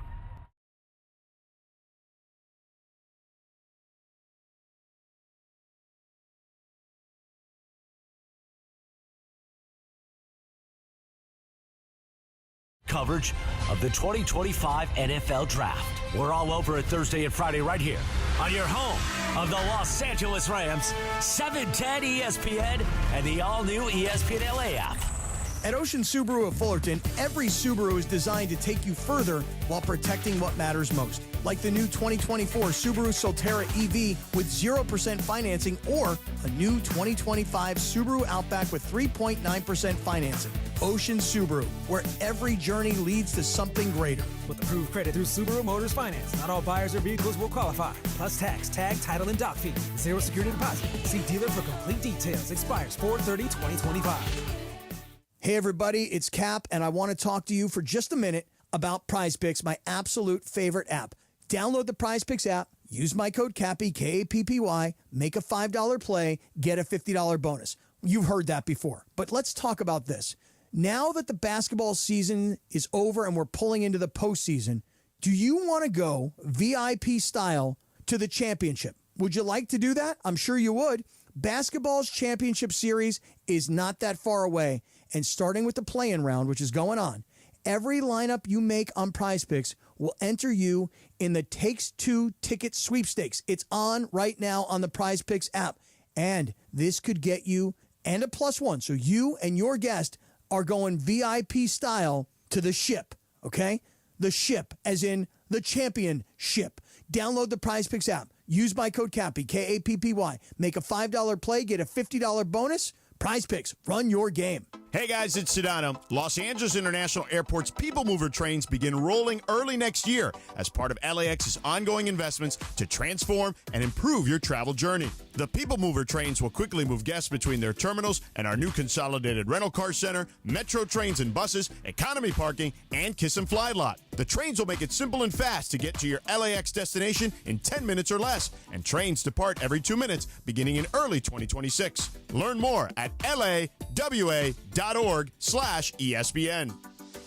Individuals and businesses with tax problems, listen carefully. Do you feel like you're losing control of your finances? If you owe over $10,000 in back taxes or have unfiled tax returns, we can help you take back control. The IRS is the largest and most aggressive collection agency in the world, and they can seize your bank accounts, garnish your paycheck, close your business, and file criminal charges. Take control of your tax problem now by calling the experts at U.S. Tax Shield, and take advantage of the Fresh Start program and new laws that may allow us to negotiate a settlement for the lowest amount possible. Our team of tax attorneys and enrolled agents can stop collections and get you protected so you can take control of your financial future. U.S. Tax Shield offers a price protection guaranteed quote to get you protected today. U.S. Tax Shield is A+ rated with the Better Business Bureau, so call now. 800-687-5192. That's 800-687-5192. U.S. Tax Shield. 800-687-5192.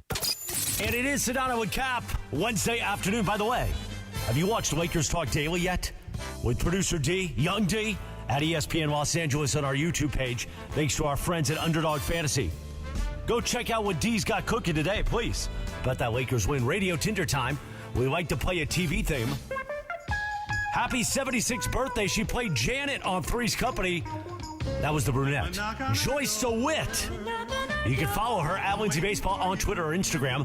Don't forget about our new sponsor, our friends at Hernandez Wholesale Flooring, the crazy Hernandez brothers. If you're in the market for new flooring, shop at Hernandez Wholesale Flooring, where every day is a deal. No gimmicks. Call 866-62-FLOOR, F-L-O-O-R, or go to HernandezWholesaleFlooring.net. No sale beats wholesale. Take it away, Finisa Lindsay. Lindsay, you need some floor from the Crazy Hernandez brothers? That would be great. I do. I think I need some new carpet after Pumpernickel got sprayed by a skunk. By the skunk? That's true. Yeah, you probably should replace the carpets. Got sprayed in the face, huh? Got right sprayed in the mouth. in the face, right in the mouth. Wow. Poor guy. By the way, I love Joyce phrasing, DeWitt. please. What do you mean? That's what she told me yesterday. She said that the skunk sprayed the thing right in the face, right in the mouth. He did. He did. Can you I love imagine? Joyce DeWitt, by the way. I loved her more than Suzanne Summers. No idea who she is. Oh, really? Three's Company, dude. I know. I've never seen her. She was the brunette, as Chris said. I know, but I Short still hair. can't even. I know Suzanne Summers is probably because she was on Step by Step. Oh, really? Not because of that exercise equipment she used to Well, advertise? that too. But I remember both of those things happening. I don't remember the other lady. What Joyce happened to her? DeWitt. Did she fade into obscurity? I don't know what happened to her, actually. I don't know. I had a thing for her, though. Everybody likes Suzanne Summers. I like Joyce DeWitt. Okay. Well, Cappy, this is a good story, especially for you. Tell me. In recent years, more and more young adults are purposely delaying moving out on their own. According to a recent analysis of government data, California parents have the most 25 to 34-year-olds living at home with them. Specifically in this area, Oxnard, Thousand Oaks, Ventura were the California metropolitan areas with the highest number of Gen Z and millennials at home, each with 33%. It's a lot. And of course, the main reason being that, the economy. So is there an age, I know, George, your kids are much younger, but is there an age that you'll tell your kids that they can't live at home anymore? I don't know, man. I think it's just kind of like life. You never know what kind of wrench life throws in, My mom always told me, once you move out, you're never allowed to come back. Well, I don't know. I don't think you could do that either. I don't believe in any blanket statements in that, that sense. Ideally, I hope they move out whenever they're good to go. You know what I mean? They'd be nice if they moved out and they had their own setup earlier in life. If they don't, then, we got to figure that out and get them back on that path, So this is going to sound, it's very sweet of you, George. Here's the thing. I'm actually going through this right now. I mean, Cappy, you should hear what Cappy said to me about the girls the other day. Well, I was going to say, you had Justin just graduated. He's at home, and you got 3 girls about to graduate. When the girls come back, you should have heard the phrasing he used that day at dinner. What'd you say, Cap? No, I won't say it on the air. I don't really remember, but I can only imagine what I might have said. Their asses are gone. And there weren't even any cocktails involved. Yeah, but I'll tell you this, though. My son is 24. He's about to turn 25. He's fine. He lived in Pittsburgh for a year after college. When he went to Saddleback, he lived in an apartment with some guys. He's been on his own before, but he came back here, and I love having him here. I mean, it's like my best friend is home. Well, yeah, because he runs sighted. Are you guys doing karate in the in the garage? We do some wrestling. We do some working out with each other. We played golf together on Sunday. Yeah, he sends out the Sided newsletter. Yeah, I mean, I love having him here, but the only problem is I eventually think that I will be living with my. Well, let me ask you a question. What if he? What happens when he? Has got a lady friend? Yeah. Well, listen. I wish he would have a lady friend. I think that so many of these. The reason that so many of these people, Lindsay, are staying with their parents, is the economy. It's so hard to find affordable housing in California. It's so expensive. Okay, so that's the first part. The second part of it is, I can tell my son's comfortable. He's like, hey, this is great, man. I live in my dad's house. I don't pay rent. This is awesome. So he don't want to go anywhere. I'm almost trying to kind of force him out, because I don't want him to become dependent, if you will. Oh, he's dependent. They're all dependent on you, Cappy. That is true. But like my one daughter in Boise, I got to give her credit, man. She is currently off the payroll, although she's preparing me for Dad. I'm going to have a little problem with my rent this month, So she's already kind of hitting me up. But I think my point is that we all look at the kids and go, oh, these kids, man, they got to get out of the house. I think the parents are guilty too. Yeah. Because I think the parents like it. Especially when your kids go off to college and then they come home. I talk to parents all the time. They're like, I'm so glad my kid's home. I love it. I mean, every time I go home to visit, I usually stay for a week or two, sometimes longer. My mom, she won't say it, but I know my mom loves having me home because, she lives there by herself. She's an empty nester. And, I invite her to do things. I always bring her home dinner. We go bowling. We do things, But I don't know. I feel like how long has Justin lived with you again? For 6 months? Yeah, he's got here in January. George, how old were you when you moved out? When you moved out and never moved back home? Well, I was out and then came back, but that's because my dad got ill, so Mhm. I needed to move back. But I mean, like out. You never went back. Never went back. I was 18 as soon as I graduated high school. Hold on, let me think. Probably like 24. Okay, so yeah. So for me, kind of like I got done with college. I came back down. I lived with my parents for a little while. I was still trying to bounce around the NFL. Yeah, so a couple years. Yeah. And then I moved out, and I never moved back home. And I mean, that was probably 22-ish, 23-ish, something like that. Yeah. It's so hard though for kids who don't have any money. You know, you got to try and save money as best you can. And it's tough. The economy is so different now than it was back then. Yeah, I remember I bought my first townhouse. I wonder what year that was. That was probably, it had to be like 2003. So that sounds right. Yeah, like 2002, 2003. So yeah, like 24-ish. Yeah. Yeah. You bought a townhouse when you were 24? Yeah. That's cool. I was really excited. I mean, townhouses were not that expensive back then. Yeah, I wanted. You know what I mean? Like, I think I bought a townhouse, and back then you could do it like 5% down. Like, it was just such a different world. You know I what just talked to a kid who used to intern for me, and he lives in Louisville, Kentucky, and he's like 26, and he goes, "Yeah, I just bought a house," and I'm like, "You just bought a house?" Like, that seems so foreign to me that a young man would buy a house. And then I went, "Oh, Louisville, Kentucky." $225,000 house that has 4 bedrooms and 3 bathrooms and a pool in the back. Yeah, you know, I bought it's a house not California. I bought a house when I was 28, and I was like, I'm so proud of myself. I'm the only one of my siblings who bought their own house, especially before I turned 30. And they're all married, and they have their sibling or their significant others that pay a big part of their family income. But I'm on my own, and I was so excited to buy a house. And then when I moved out here, I was like, I don't know how people can afford to buy houses out here. Mhm. It's just insane. Like Yeah. the house that I lived in out in, it's not cheap. It's never been crazy. cheap, but it's definitely less. It's unfathomable to me. It's the down unattainable. payment. It's the down payment right. part It's of it. really that's so that hard. part of it. Yeah. Yep. Yeah. All right, we got time for one more very quickly. Okay, a flight passenger took to social media to share how a fellow flyer let her hair down during a flight, literally. She shared it in the United Airlines forum on Reddit. The post said, "So what's the standard operating procedure here?" And she had a photo of someone that was sitting in the seat in front of her with her long hair draped over like the headrest onto the person's monitor screen. Ugh. And so so I want to ask you guys, what would you do in this scenario? Well, You're watching your screen. You're watching, the NBA. Listen, and this girl's got her long hair draped over it. You guys know me. I'm too much of a wimp. No, I'd say to somebody in the airport, "Hey, do you need to borrow my headphones because you're blasting your phone call as loud as can I would be?" just be like, I would literally just tap her on the shoulder, and be like, "Hey, miss, your hair's all over the screen. I can't watch the TV. Do you mind just moving your hair?" I think what I would You do. don't have to be like a jerk about it. Like, you just be like, "Hey, miss," like, you could be like, a lot of it is tone, I believe.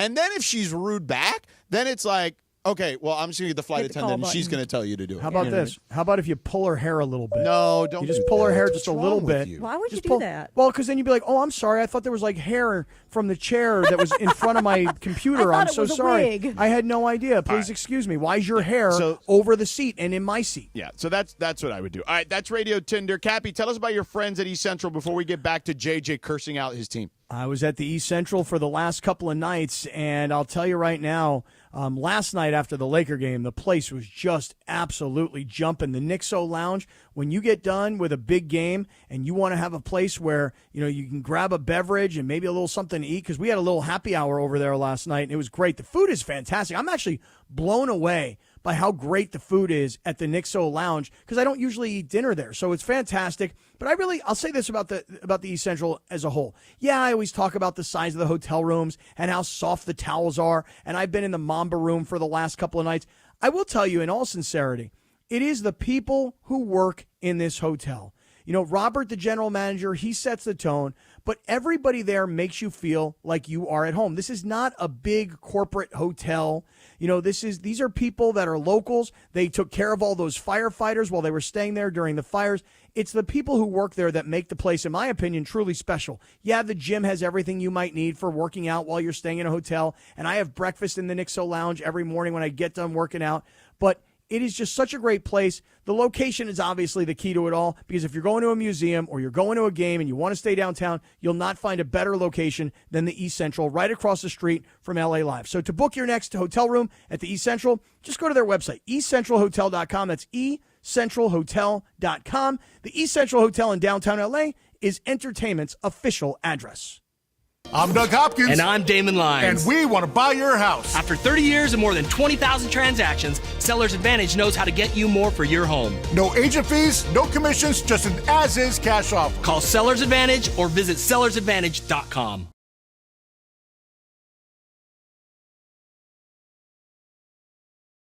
Found its way through. A nylon-seeking puck trickles past Skinner, and with 41 seconds left, it is 6-5 LA. Puck tied up. Kings work it free. Kempe chips it down the ice. It will not be an icing, and the Kings win Game 1. Tonight, the Kings host the Oilers for Game 2, looking to take a 2-0 advantage on the road north of the border. It's the Kings and the Oilers. Game 2 starts at 7 p.m. Pacific, right here on 710 ESPN and the new ESPN LA app. Hey guys, it's Sedano. Flashy discounts, gimmicky sales? Don't fall for it. At Hernandez Wholesale Flooring, we give you honest, wholesale pricing all year long. No bogus markups, no tricks, just the best floors at the best prices. Call 866-62-FLOOR. No sale beats wholesale. Hernandez Wholesale Flooring, check them out at hernandezwholesaleflooring.net or call them at 866-62-FLOOR. For the best prices on hardwood carpet and more, call 866-62-FLOOR. Stay up to date with every playoff game with Lakers email sent straight to your inbox. Each email offers something different. Lakers pregame emails provide game day essentials before tip-off, from projected starters to game times, while Lakers weekly emails give you exclusive Lakers content created exclusively for subscribers. Don't miss any of the action by signing up now at Lakers.com/emails. That's Lakers.com/emails. Let's go Lake Show.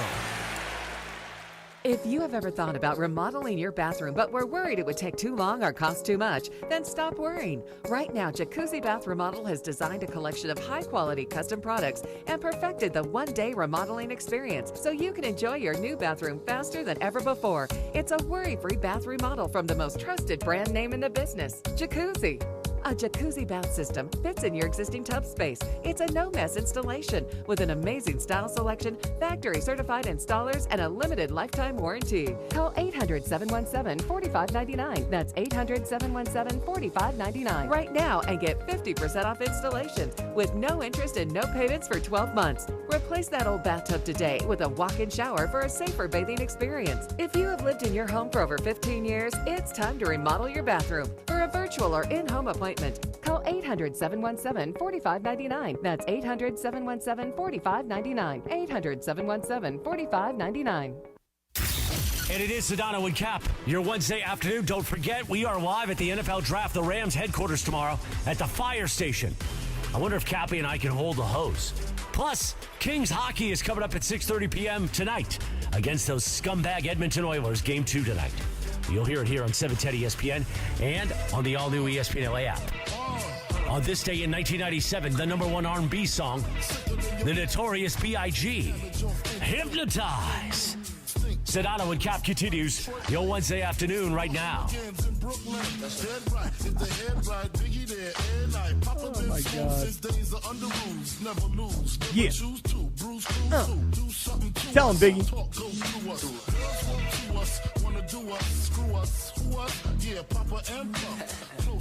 I love how Chris makes everything so dramatic. Hypnotize.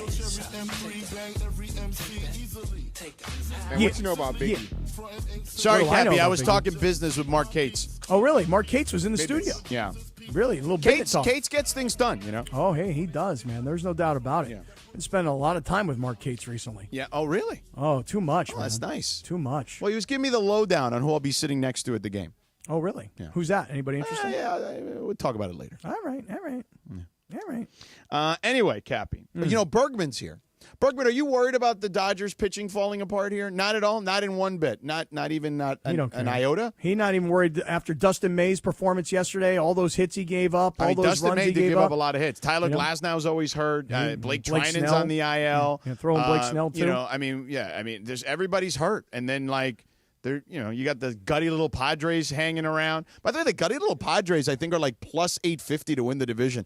That's kind of like a good bet. The gutty little Padres. It's worth the shot, I think. They got shut out today. No, I know. In Detroit. And that game last night, I just turned on the Dodger game right now. The division is good. The Diamondbacks are like 2.5 out, I think. San The Giants Francisco. are like a game back. Yeah. Are you okay there? Everything's like seemed to be. What's the problem? Like you're having over some here? hard times What's the over there, issue? Daddy. Bergie, with, all right? With the headphones. Bergie, okay? I got it to work. I got it to work. There it is. Yeah. No, I'm not worried in the slightest. And the Padres are really, really good. Yeah. They're really hurt, though. They got so many injuries right Cappy's now. Padres. Yeah, they got so many guys Are they hurt. your Padres officially? Not really. I'm having a little bit of an issue with the Padres. We got it. Like, I mean, I have a love-hate, man. I don't. I feel like you root for them when they're good, and then they are good. No, I 2 years ago I hated them. Why? Because they were all a bunch of selfish individuals. Why are they different now? Because they got rid of a guy like Juan Soto, who was playing for his contract. They got rid of a guy like Josh Hader, who was playing for his contract, and they got rid of a manager. I mean, it worked out for the Yankees last year. He was playing for a contract. They didn't work out specifically for the Yankees in re-signing him, but they got to the World Series. No, they got rid of their manager, Bob Melvin, who couldn't put that team together. And I really one thing that just irritates the ever-living hell out of me is when you go sign a guy, $28 million a year, and he stinks. Terrible. Yeah. And that's Xander Bogaerts. Yeah. So. Well, you signed like 47 shortstops. Yeah, you brought up a bunch of shortstops until you started moving around. One plays right field, one plays center field, and one plays in Tampa Bay now. Yeah. And the only guy you have left was a guy who you didn't think was good enough to play short. You have to move to Franz second. Wagner with the jam. Oh, my God. The seas parted on that one. Franz Wagner, if he could just shoot threes, would be really good. It's really legitimately the C's, right? Because of the C's parted. Correct. And it's the C's. Yes. Yeah, I like that. You're watching basketball. I got the Dodger game on. Dave's coming out right now. Dave's coming out to talk to the pitcher. Yeah. And he's already pulling him out. It's the bottom of the third inning. By the way, someone, we were talking about Cooper flag comps with John Ireland earlier. A guy I trust in college basketball told me he's Franz Wagner except with an actual three-point shot. If Franz Wagner had a three-point shot, he'd be a star. Okay. Yeah, and by the I mean, look at this. He just got to the rim. Oh, that was the replay. But he got to the rim again. He took the bump and the layup. Take that, Sam Hauser. Lindsay, I like the way that you're like, hey, man, why are you watching the Dodgers and the Cubs? Just a question. When it's a legitimate question. 2 playoff games Greg's got to leave. Now. He's got to go. Where's he going? He's got, going to the Kings things. Game, Cappy, you were there on Monday. I got to be there on Wednesday. Okay. I'm happy to hang. By the way, Cappy, Ben Kasperius was never supposed to pitch for that as long as he did. So he was 3 innings max, and it was two-thirds. Hey, Bergie, Bergie, let me ask you a question real quick before you go. I feel like last night I kind of did you wrong and I didn't mean to. How did you do me wrong and not mean to? Okay, so here's what happened, George. Tell me what you think here. Mm-hmm. So I'm getting ready to do the Cappy Lappy. Me and Bergie are hanging out, and you ditched them for Clinton Yates. And Clinton bigger is name there on the other line. Well, so what happened is we had 2 microphones. And so Clinton was going to be the guest on the Cappy Lappy. Clinton didn't even want to do it, but Bergman was willing, and you just decided to say no? I was fine. I just walked, Cappy. And I said to Bergie, I go, Bergie, you come with us? The He said, Cappy yeah. Lappy, there was 3 minutes that ended up being 9? Right, but it was edited down to 3, so that's good. Right. But, Bergie, there's a part where I'm walking, and I'm standing with Clinton, and I see you walking in the background. I'm like, oh, my God, did I screw over Bergie in some way? No, I didn't mean to screw I don't you feel over. like he felt like you screwed him over. I am not worried about that. Yeah, in the I don't think slightest. anyone's taking the Cappy Lappy that serious. I do like the Cappy Lappy, though. We've done it a few times, you and I. The virality is going crazy. Yeah, it needs it needs a song, George. That's what the song should be. Yeah. No, it's the Laffy like Taffy. Laffy Taffy, But somebody yeah. should call it. We should do like a parody version. Call it the Cappy Lappy. The Cappy Lappy. Yeah, it Where's needs Jeremiah a song. Whitten? He makes all those songs. And, He's gotta do this. you know what else it needs? It needs a partner now. Hold on. Play the song. Play Laffy Taffy for Cappy. The You don't clean know the song? version. Yeah, the clean version. Please, the clean version. Wait, you don't know it, Cap? Let me hear it. Austin Reeves curse on the air last night already. We don't need anybody else cursing. Yeah, he did curse on the air, didn't he? Good for him. Speaking of cursing. He can. He'll do whatever he wants to do. Oh, yeah. The Cappy Lappy. Oh, the Cappy Lappy. Yeah, yeah. Cappy Lappy. See, we can do that. Parker, next time you do this, put Cappy Lappy underneath it. Laffy Taffy underneath it. Hey, shout out to Parker. Just the beat. Shout out to Reese. Those guys, not only did they shoot that thing, man, they got that thing edited and posted in like record time. Great job by our team back there. Parker and Reese leading the way last night. Are you worried about the Lakers at all? The Lakers? No, I do think. I mean, it's a real series. This is absolutely a real series, and when it gets back to Minnesota, it's going to depend on the physicality. I mean, of Minnesota's probably pissed that they stole. The Lakers stole the name. Yeah. Well, do you think they stole? You think so? You think Anthony Edwards is pretty pissed about that? Well, I think that the fans are probably still bitter about it. Like, you stole the name. It was our name. We have lakes. Oh, that. Okay, it was about the.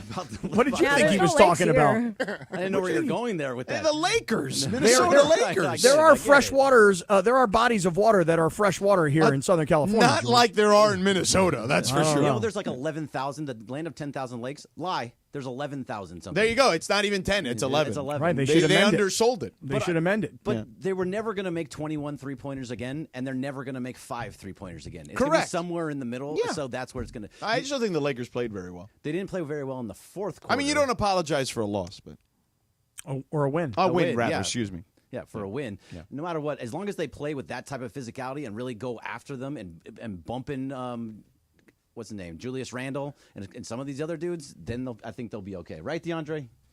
Yeah, they got to be fine. physical. They got to be physical. They got to be a more aggressive team. And also, Timberwolves being in foul trouble early helped the Lakers out a lot, I would say. Guys like DiVincenzo and Naz Reid getting in foul trouble helped the Lakers out a lot. See, that's not going to happen in Minnesota. You're not going to get Naz Reid 3 fouls in the first Oh, no. Right. Or DiVincenzo in the first 3 minutes. Yeah. I mean, it's just and look, the Wolves ended up with more free throw attempts, but it really took them out of the game from the jump. Completely. Yeah. At least they were able to hold that 10-plus point lead the entire game. Yeah. I thought LeBron played a much better game than his statistical line showed. Defensively? All over. Like, his energy was great. He did everything that was needed of him, I thought, in that game. But his line, to your point, I mean, and mostly the only reason I care about his line is because I was playing him on Prize Picks, but I did have him for points, rebounds, and assists. Hey, listen, it changes the way you watch things. No joke. Yeah. I had LeBron for more than, 30-some-odd points, rebounds, and assists, and he actually went more. So that was good. But you're right. Like, when you looked at LeBron's line last night, if you didn't watch the game, and you're like, wow, LeBron, 21 points. That doesn't seem like a whole lot. And 1 for 5 from three-point range. But he did play a good game considering his numbers weren't like gaudy. They weren't eye-popping, correct. Mm-hmm. But he made the biggest play of the game, getting that steal at the no end of question. the game. Yeah. All right, Bergman, you can go. I'll see you over there. You've been excused, Bergie. Thanks, Cappy, and you screwed me over yesterday. I know. I didn't mean to, though, bro. It was unintentional. Cappy Yeah.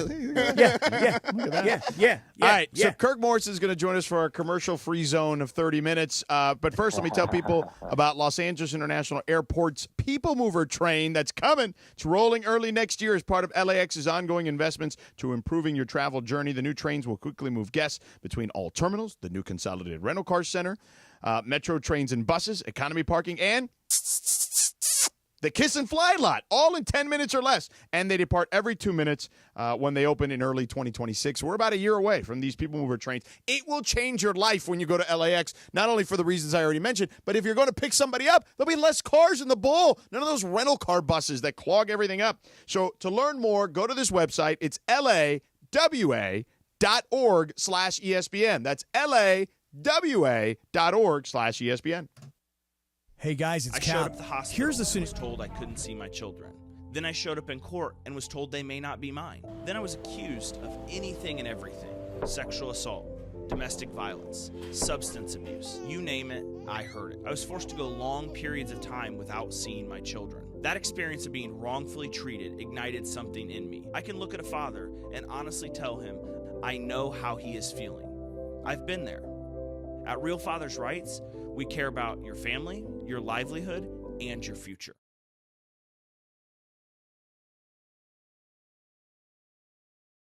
A burst supply line, a broken fire sprinkler, whatever the water damage is, you call Avner Gat today at 818-917-5256, or you go to avnergat.com. It's 818-917-5256 or avnergat.com. You call, Avner answers, he says hello. Your claim is our game, avnergat.com. The sports calendar is heating up, and with ESPN Bet Sportsbook, you can go from checking news to stats to placing bets in a couple of taps. Stream games, bet live, and get exclusive offers when you link your ESPN account. Right now, you can get $100 in bonus bets when you make your first $10 wager. Download the ESPN Bet app and sign up with promo code USL to get started today. Must be 21 or older. Gambling problem? Call 1-800-GAMBLER. Terms and conditions apply. See app for details. Offer not available in New York. Quarterback Jordan Love isn't just on Green Bay's team. He's also on the American Family Insurance team. Because like us, he believes in dreaming fearlessly. Just chase your dreams and don't let nobody hold you back. And we help protect those dreams with the right coverage so you can dream fearlessly. American Family Insurance. Get a quote and find an agent at amfam.com. Products not available in every state. American Family Mutual Insurance Company, SI, and its operating company, 6000 American Parkway, Madison, Wisconsin. 710 ESPN, your home for the 17-time world champion Lakers. KSPN Los Angeles, a Good Karma Brands radio station. This is the city, Los Angeles, California. It's 5 p.m. in the Southland. Turn it up, man. Time to blow that 5 o'clock whistle with Sedano and Cappy. That's right, it's the 5 o'clock hour on Sedano and Cap. And it's time for 30 minutes non-stop. Sedano and Cap on 710 ESPN. With fun and frivolity, tomfoolery and hijinks, and Cappy doing his thing. Thanks to our friends at Real Father's Rights. Real Father's Rights, the father's rights attorney. Visit RFR710.com or call 833-ESPN-710. Let's do it, 5 o'clock in the Southland. 30 minutes of non-stop Sedano and Cap starts now. You ready for this? And time for the Real Father's Rights 5 o'clock hour on 710 ESPN. Let's do it, Jack. Beep, ba-da-bum. Yep. Boom, da-da-dum. All right, Cappy. Kirk Morrison's here. Let's not waste time. He's got to be off at 5:15 because he's got to pick up a child. So stop talking so much, okay? Me? Please, you're winning time of possession today, Jack. No way. Yes, sir. No sir. way. Look at DeAndre just rolling his eyes when you said that. Get out of here, DeAndre. You took longer in the first segment. I mean, yeah, I literally didn't say a word in the first segment. George caught up. George caught up big time. Anyway, Kirk, let me ask you this. Yo, what up? What up? What should the Rams do with the first round pick? Go offense. Well, that's it. Can you narrow it down a little bit? Like, because I feel like that's a lot of positions there. At least a grouping. Man, maybe a grouping? How about O-line? No, I think that they go wide receiver. If O-line is there, then yes, definitely. But wide I like receiver. Okay. Yeah, well, I've been debating for it all day. When I look at what they did over the last 2 years, what they've done in the draft, they invested on defense.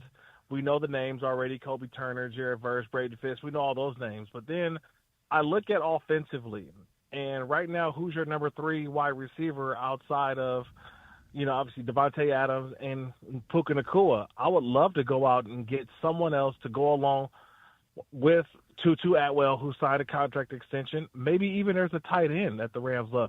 My original thought, I tweeted this a long time ago. Is there any chance that T-Mac is there? Any chance T-Mac falls all the way down there? Oh, Teteroa, like Figueroa? Nah, Teteroa gone. Ted McMillan is out. He done. Okay. He ain't going to be there. He done. He probably won't last till 15. But I said this a long time ago. I would love Omarion Hampton from North Carolina. Oh, yeah, now you're talking my language. Here we go. Yeah. So I would love him in the first round and in the second round, but he probably won't be there.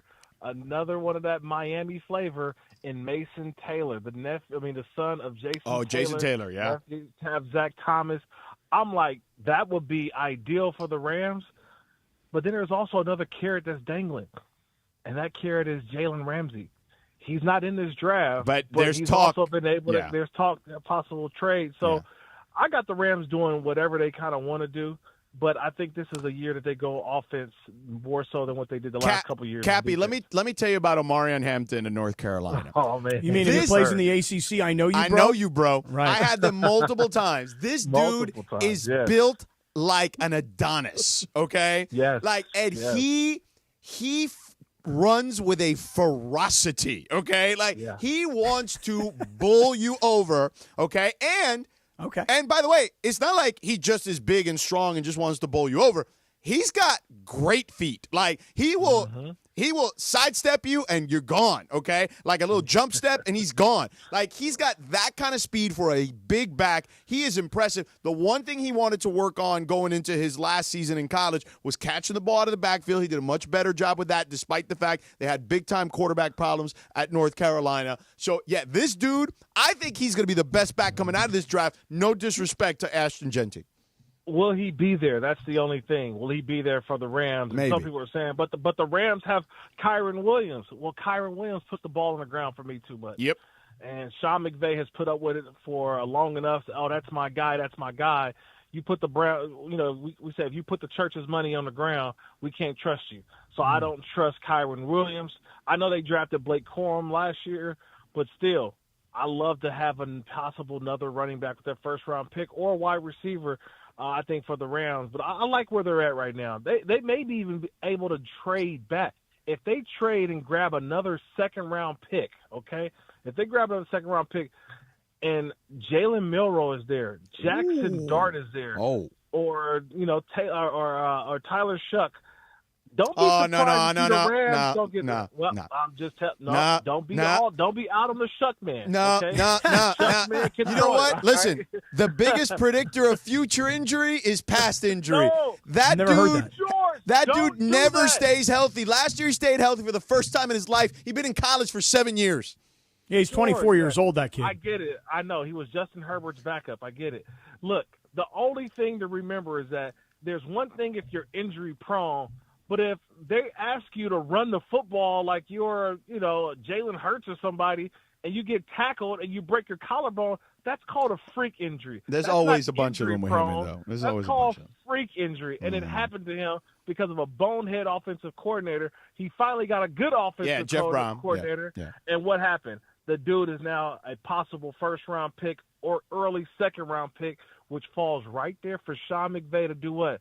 Groom his quarterback of the future. It is not the skill set that worries me by any stretch of the imagination. As a matter of fact, of all these quarterbacks, Cam Ward, Shedeur Sanders, Jackson Dart, whatever, he's got the prettiest, nicest deep ball of all of them with a bullet. It's not even close. I know you did one of their games too, and I did their game. Yeah. So, it's not the skill set. It is the injury history that terrifies me. Well, guess what? He could be on bubble wrap for a year or two because Matthew Stafford's not going anywhere. But I think the Rams know that they don't want to play this game of musical chairs, right? They don't want to play this hot and cold game with Matthew Stafford after every season. So at some point, and Mrs. Stafford Sean too. McVay, Mrs. Oh my God, I forgot about that one. Right. Well, they're a package deal. Right. Package deal. But yeah, I mean that's what I kind of see, and so whatever. Cappy, been waiting to talk to you all day, brother. Tell me. Waiting to talk to you all day. The Chargers? All right. You already know, Cappy. You already know. Tell me. I said, how big of a mistake was it for the NFL to put the Chargers in the Hall of Fame game? Like, usually you put the Steelers, the Packers, the Eagles, the Vikings, teams that have a large fan base who will travel to Canton, Ohio to go see one of their members, their team members, go into the Hall of Fame. This may be the lowest attended Hall of Fame celebration. It may be like 30 people from San Diego who see Antonio Gates going to the Hall of Fame. Yeah. I feel bad, but the NFL had to throw him a bone, and I get it. But he got hardball, man. It's good for TV. Yeah, but I listen. I'll tell you what. I'm so happy for Antonio Gates because that guy. I am for that for sure. One of the things about Antonio Gates, for people that don't know the history, I mean, this guy to go from college basketball player, at Kent State, and by the way, he was recruited by Nick Saban to Michigan State to play football. That's where he started his college career. But then to find himself at Kent State and not be an NBA player and get a shot to play tight end in the NFL and not be good in his first year at all, but then literally turn himself into a guy who could, George, you took that big booty of yours one day and you boxed me out, okay? That's what Antonio Gates would do to dudes. He would box him out. I mean, he had games where he'd score 3-4 touchdowns in a game. He was unstoppable. And we always talk about Luka, how he's not fast or fluid per se. That was Antonio Gates. He wasn't particularly fast. He just knew how to use his body and create angles. I wish I was actually going to support the guy because I love Antonio Gates. Hey, look, it'll be some people who support. But if they're looking for like the whole city to come out and shut it down, It's probably not going to happen. So you don't think a lot of people are going to go from L.A. They're going to be like, "Oh, Antonio Gates is going into the Hall of Fame. I got to go see that." So let's talk about flights, guys. How hard is it to get to Canton, Ohio? Well, it's all, you got to fly to Cleveland. You got to fly to Cleveland. You drive. It's not that far of a drive. Red Eye from LAX on Spirit. It's no big deal. No, don't. There's one direct flight. United. 2 direct flights. Yeah, on United. But don't Tell take the them, Spirit Lindsay, one. Please tell them. Don't take Tell the them, Spirit Lindsay. one. That's a 5-hour There's flight. 2 on that United plane. flights. I was just there for an Yeah. NBA game earlier this year. It's hard, yes. But yeah, but and then we're you talking drive. about, It's an yeah, easy for a drive. What is it couple like? people. What is it, like 45 Yeah, minutes? 45 minutes, Yeah. maybe an hour. Hey, Kirk, while we have you here, I know we don't have that much of your time, but, we start talking about the Rams. But jump back up. George and I were having this conversation earlier today about Shedeur Sanders. So if Cam Ward's going to go number 1 overall and if Travis Hunter's going to go number 2 overall, you think the Giants, for all this negative talk about Shedeur, you think the Giants take him at 3? No, they can't take him at 3 because they don't have the time to do that. Their clock is already ticking. And so they've already they've told on themselves without telling on themselves, meaning that they haven't given Kayvon Thibodeau, who is their third-year player, his fifth-year option. So that tells me is that we're not giving him the fifth-year option, meaning that they're going to let him go in free agency after this year, Abdul Carter. which means that they're going to draft Abdul Carter. And when you hear signs, and anybody in Giants country knows that if you hear somebody say Lawrence Taylor, like everybody's ears perk up because they're looking for the next Lawrence Taylor. But you've already paid Brian Burns, who's on the opposite side. Now you have the more cost efficient. If you draft Abdul Carter, they're not going to go Shedeur Sanders. I think Shedeur is going to be within that top 10 somewhere. Saints. I would love for him to be with the Rams. If he slips the Rams, they would take him for sure. The Saints, obviously, we're eyeing that. There is going to the wild card of all of this. The Raiders. So the wild card of all of this is pick number 4. What do the Patriots do? Oh, don't take a trade out. They're linking them to a tackle. I get that, but they could be this. Hey, if you want Shedeur, come get him. We're open for business. Vrabel and those guys, they're trying to get more picks. We know it's going to be Cam Ward, Travis Hunter. Then you go with Abdul Carter, and then the draft starts. And now we have no idea what's going to happen with everybody holding their first-round pick, first time since the draft era, people. That's unbelievable that everybody's holding their pick. But when they come forward, I believe that's where we start to get our first trade where somebody jumps up to go get a player. All right, and what do you think about the Raiders? What do you think the Raiders do at 6? Raiders! You're talking to Raider Cap, to me, Oh, that's right, Raider Cap now, yeah. Raider Cap. You got to understand right now, people are eyeing what the Jacksonville Jaguars are going to do because now you have some Ram flavor in there with James Gladstone as their new general manager, Liam Cohen, and now they've thrown out the flyers out there telling everybody they're linking themselves to Ashton Genty. But I'm saying, when do the Rams have they ever drafted a running back high outside of Todd Gurley? That was a different regime. Liam Cohen is from the Rams coaching tree. James Gladstone from the Rams executive tree. They don't draft running backs high. Yeah, that's nonsense. They go more running back by committee. So I like that they're leaking that they're going to get Genty, but I believe that they're going to find a trade partner, go somewhere else, and Ashton Genty will be wearing silver and black as the Raiders running back. Oh, I would love that. I cannot wait. I would love I that. can't wait till Omarion Hampton is better than him. Wow. Really big fan. Big fan, huh, George? Yeah. I'm just telling you, I have not seen a college football player up close that I was more impressed with than Omarion Hampton when I saw physically what he looked like and then what he did to teams on the field. Yeah, right. Unreal. He's ready. And look, he's another one of those guys who lives under a squat rack, and you can tell. Yeah.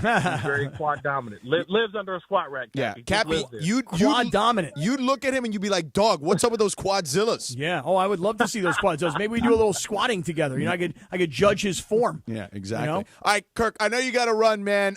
We will talk to you tomorrow. Oh, no, you're going to be with Travis tomorrow, right?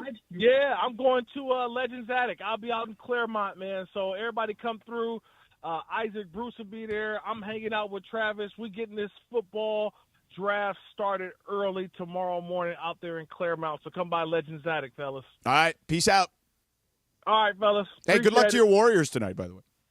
Oh, yeah, man. Hey, I can't wait. See, you know what? I appreciate that. That's going to be that's my dessert for tonight. You know, watching. I mean, Steph listen, you got one on the road. You're good. You know? I got that game on Saturday, by the way. Oh, there we go. See, I just, we just want to watch Steph. And Jimmy Butler and Draymond. And I just love watching Ime Udoka and how he just doesn't he look like a villain in the movie? Oh, there's no question. And he acts like one, too. He acts like a villain in a movie, and I love it. All right, hold on. Stop.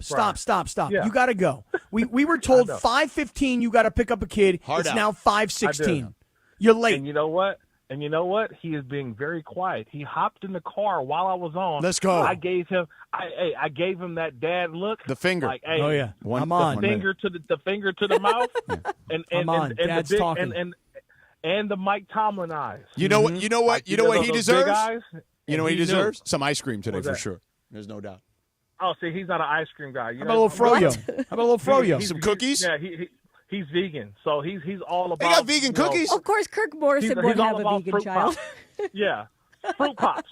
He's all about fruit pops. Wow, okay, well that works too. Did Uncle DeMarco turn him into a vegan? Yeah. What's up, little man? Tell him, hey, it's okay that you're vegan, right? Huh? So Yeah, hell yeah. Vegan. Yep. Fruit pops, Rocky Hell pops. yeah. That's what we do. All right. All right. Well, be good, Kirk. Thank you so much.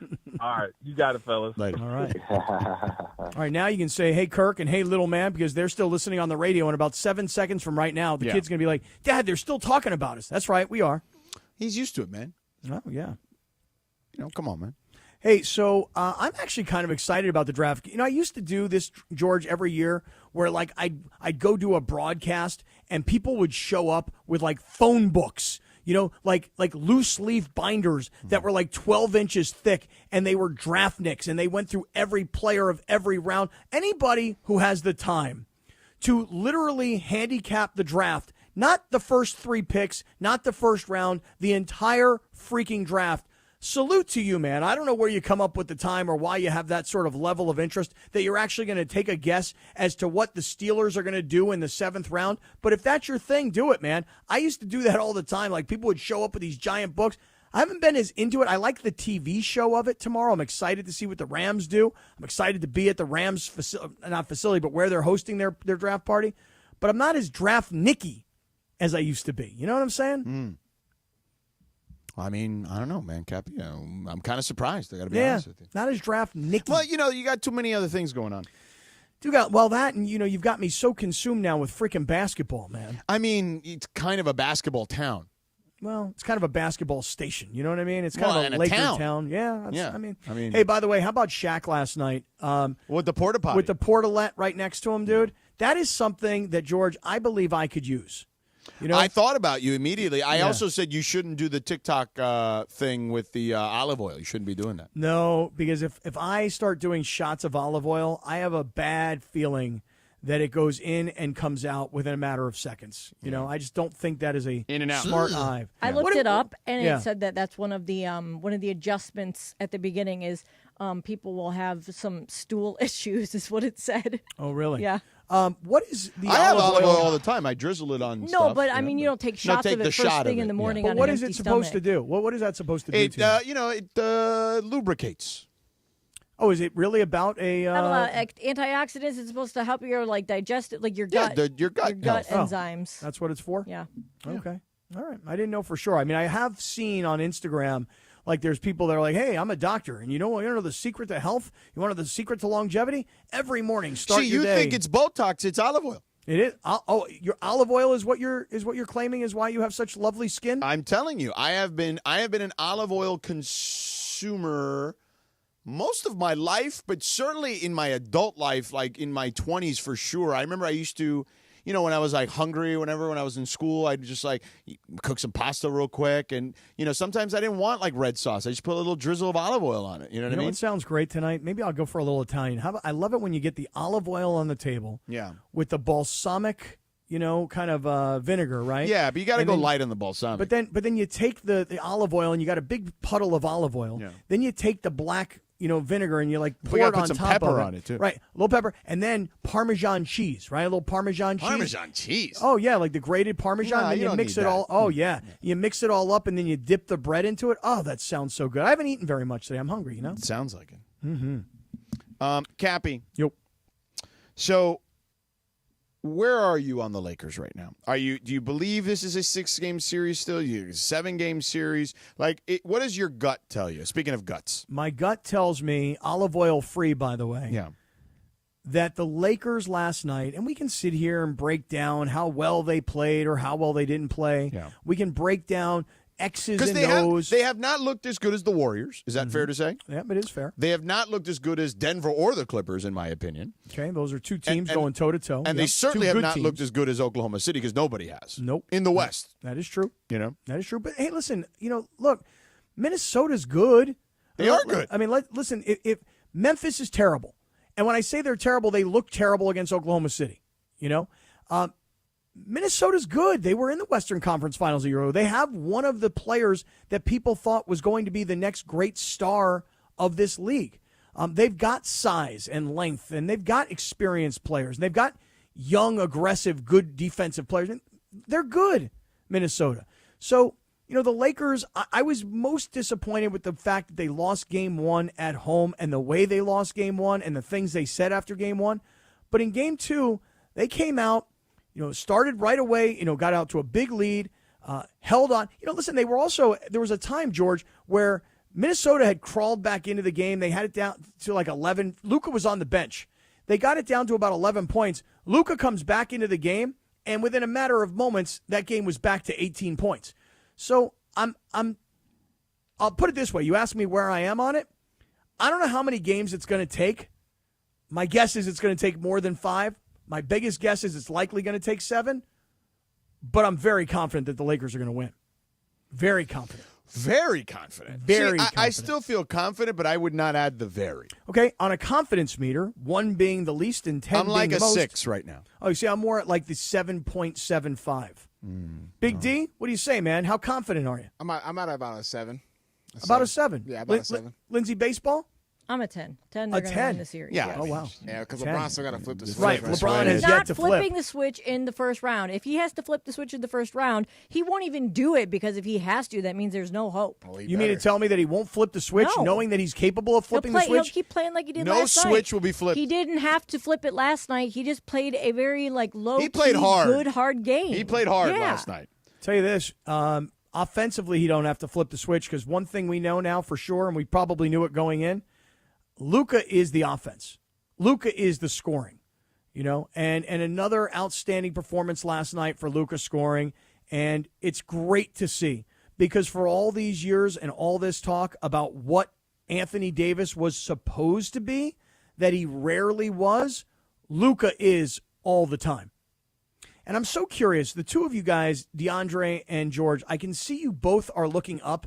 You both must be fixated on this game that you're watching. Well, I was watching Boston for a little while, but that went to commercials, so now I'm looking at Miami and Cleveland. You know what? Okay. It was just snowing in the arena there because when they go on a big run or something, they now do snow because it's a avalanche. Oh, It's that's so right. funny. Really? Yeah, that's a new thing for the playoffs. Now, wait a second. I have a question. Yeah. Orlando and Boston is on TNT. That's at halftime. And that's the game that I have on right here in my house. I turned off the Dodger game, Linz. You basketball shamed me. You won. Sorry.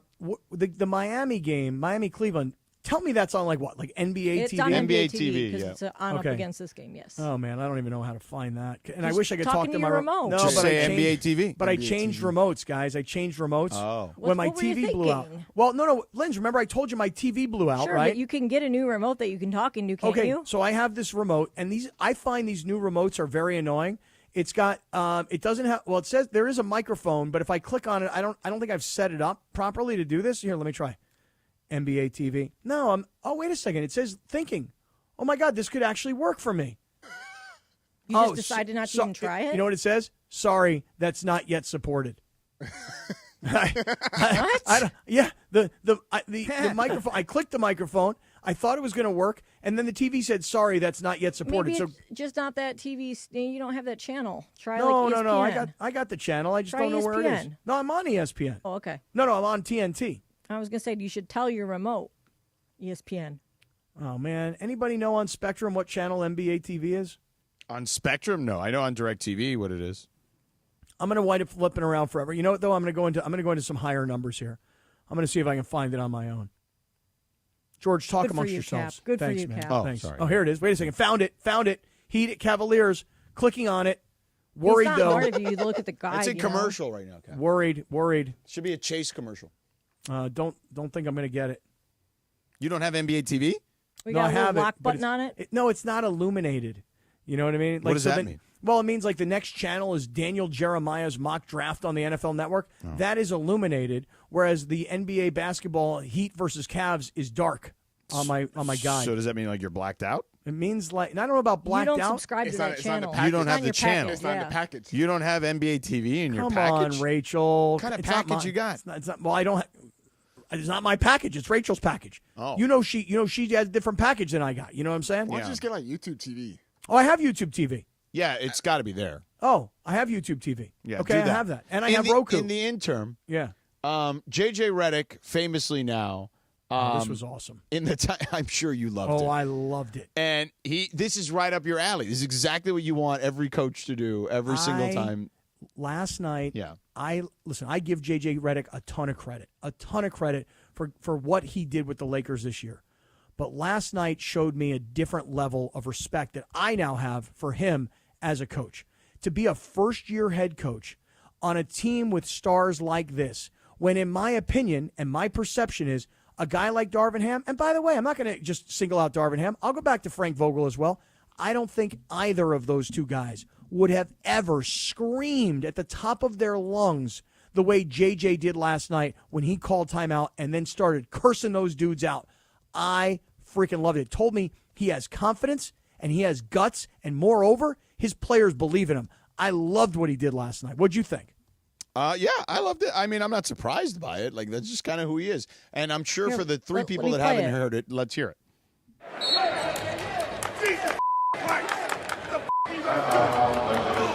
Come on. Jesus effing Christ. What the F are you guys doing? Before that, there was like loved a it. bleep it timeout. I'm going bleep it timeout. That was great. It was great. It really was great. Because, I have this perception. It's mine. Some of you may share it. Some of you may think I'm out of my mind. My perception is that other coaches, most recently Vogel and Ham, didn't have, I'll call it, the guts to speak to their team this way. It was time for him to whip it out. In particular, to speak to LeBron this way. JJ has the relationship and the trust of the players to actually freak out on them like that. And you know how I know that? Is watching LeBron last night in the post-game press conference laughing about what he called JJ spazzing out. When he said JJ was spazzing out, kind of reminds me of my high school coach when I was in 9th grade. He used to spaz out all the time on us too. When LeBron said that, it wasn't like, hey man, I didn't appreciate that, or don't be yelling at me like that. It was, he's spazzing out and we know him and we believe in him and we trust him and we have no problem with it. Quick update for you, DeAndre. Thank you very much. I now have on this Miami-Cleveland game on one screen. I've got on this Boston game on the other screen, and I've got Montreal against Washington in NHL hockey on a third screen, all on YouTube TV. Great suggestion, Young D. I got you, man. By the way, breaking news, now Yeah, that you tell say us. that, Cappy, YouTube TV is going to, starting next week, they're going to allow users to build their own custom multi-view experience. Oh, thank So remember goodness. during NFL season and you Right. had to pick their pre-picked NFL game boxes, you could put any 4 different things on the screen at the same time that you want, starting Yeah. next week. All right, I got both basketball games on, even though one's in commercial, and I've got a hockey game on right now, Montreal and Washington. Now, George, let me ask you a quick question. So Monday night, I was at the Kings game. I'm going to set this up for you. Last night, I was at the Laker game. Yeah. Today, I am broadcasting from home because this is going to be my only day at home this week because I'll be back up tomorrow because our broadcast will be at Van Nuys at the fire department for the draft, and then I'll be there on Friday as well. So tonight is date night, George. Tonight is date night. Right, so you're not going to watch the Warriors game, is what you're saying. Forget about the Warriors. I want to watch the Kings. So when I was watching the Laker game on watch them Saturday, both. well, I agree. When I was watching the Laker game on Saturday, I told you that I then turned and was watching WrestleMania. Rachel did not appreciate that. Correct. So she's like, "Oh, how's your wrestling Can you show?" just do date night quick, and then you can watch either like the third period or like of the hockey game and like the fourth quarter of the Warriors game? Or let me throw out another suggestion. Yeah. What if I say to her, "Hey, babe, it's date night tonight. Let's go to your favorite sports bar." There you go. Yours, not mine. I don't. She has me a personally, favorite sports bar? No, but I'm going to try and convince her that she does. Oh, okay. You know what I mean? That's like, good. like not mine. I don't want to watch the Warriors game tonight. I don't want to watch the Kings game tonight. I want to be focused on you, babe. I want to be present. You know what I mean?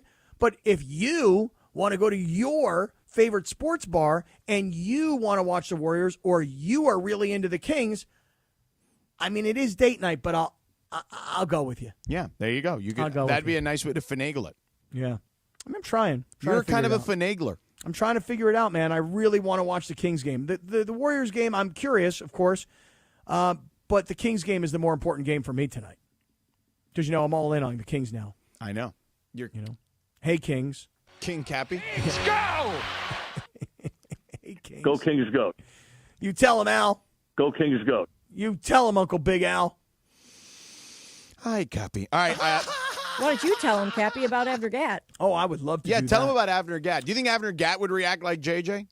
Because Oh, that's pretty common in the NBA. I know that people are kind of surprised that it's, but I mean JJ's kind of like he's kind of a cursor. Yeah, he's fired up, man. He's a fiery guy. Hey, listen, I last night spent time with Abner Gatt. No way. Abner came. Did to you the say hello? Of course, I said hello. Yeah. In fact, I even left. I was sitting there talking to my boy Deacon, and I said, "Deke, Freaky Deaky, hold on one second, brother." Hey, I said, Clinton, come over here. Clinton, come on over here. Meet Deacon Fry. And then what happened is Deacon was like, "Oh my God, I love you, man. You're such a great baseball analyst. I'm such a big fan." And so then I'm like, "Okay, you two guys are together now. I'm going to talk to Abner Gatt." And I did spend time with Abner Gatt last night. And Abner Gatt would do exactly what J.J. Redick did last night. He'd call a timeout, and then he'd freak out on everybody, and everybody would know he ain't messing around. And you know who would know that? The insurance companies. If you find yourself in a situation where you feel like your insurance company is turning on you, you've had this terrible leak, man. You've got a broken fire sprinkler or a burst supply line, a broken water line, a toilet overflow. You got a major problem in your house. And as a matter of fact, hey, Mace, you and Juan should really be calling Abner Gatt. He'll answer the phone and say hello. But if your insurance company is turning on you, they won't approve a replacement living arrangement, your adjuster is nowhere to be found, don't worry about it. You call Abner Gatt, he will take care of business. 818-917-5256. Why? Because Abner Gatt is a public adjuster. He works for you. The insurance adjuster works for the insurance company. They're trying to give you as little money as possible, and Abner says, "No, we're going to go get your money." If you have this problem, you have the solution. It's Abner Gatt. 818-917-5256 or AbnerGatt.com. You call, he answers. You'll know it's him when you hear, "Hello, Abner Gatt." Your claim, our game. It's the night that an All-American becomes a top pick in the National Football League. I showed up at the hospital and was told I couldn't see my children. Then I showed up in court and was told they may not be mine. Then I was accused of anything and everything. Sexual assault, domestic violence, substance abuse, you name it, I heard it. I was forced to go long periods of time without seeing my children. That experience of being wrongfully treated ignited something in me. I can look at a father and honestly tell him, I know how he is feeling. I've been there. At Real Fathers Rights, we care about your family, your livelihood, and your future. Game 1 of the Stanley Cup playoffs was a riveting affair at Crypto.com Arena in downtown LA as the Kings outlasted the Oilers for a thrilling 6-5 Game 1 win.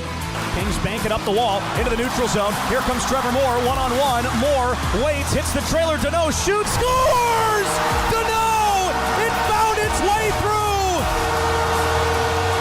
A nylon-seeking puck trickles past Skinner, and with 41 seconds left, it is 6-5 LA. Puck tied up. Kings work it free. Kempe chips it down the ice. It will not be an icing, and the Kings win Game 1. Tonight, the Kings host the Oilers for Game 2, looking to take a 2-0 advantage on the road north of the border. It's the Kings and the Oilers. Game 2 starts at 7 p.m. Pacific, right here on 710 ESPN and the new ESPN LA app.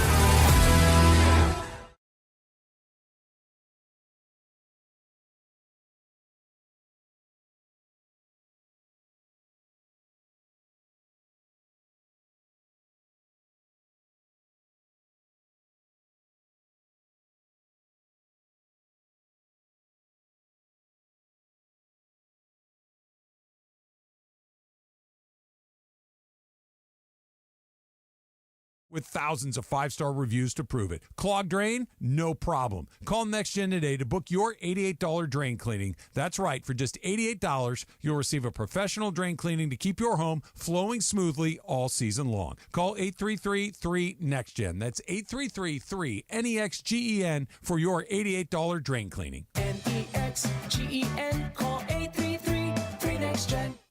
Two LA comedy legends unite to bring it home. Gabriel Iglesias, Jokoy. One night only, March 21st, 2026, SoFi Stadium. The food, the culture, the people, The vibe, the energy. This is Gabe's home, and this is my home. it's LA. So you better believe the two of us are going to bring our A-plus game and then some.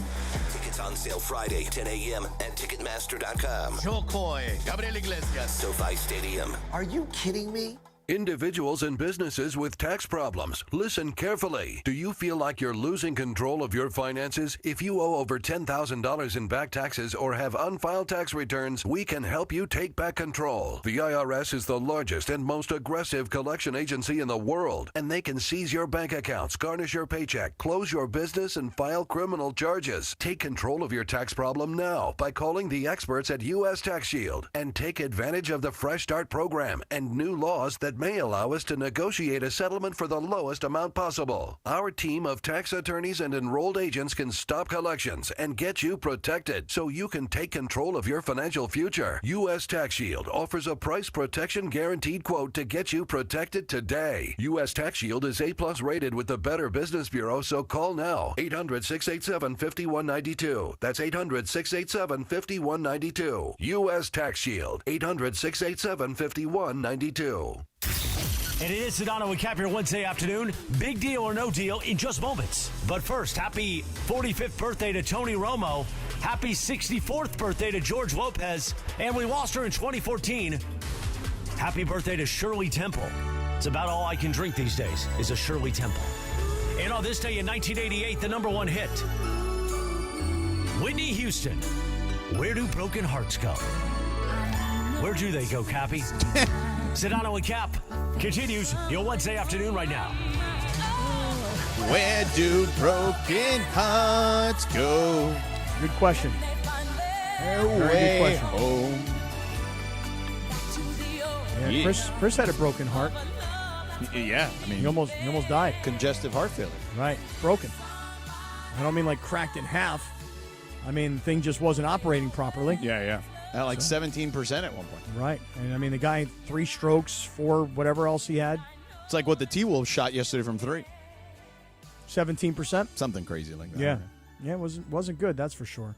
Yeah. It was good for the Lakers. Yes, it was. Hey, George, the Cavs already have 14 threes at halftime. Big deal or no deal? Big deal, because that's on pace for 28, which I believe the Celtics have the record at either 29 in the playoffs. Yeah, because regular season, it's what, like 33, I think? I don't remember. I think it just recently happened, I feel like. Yeah, but the Celtics last year broke their own record, which I believe was 28, and they ended up doing 29 in the game.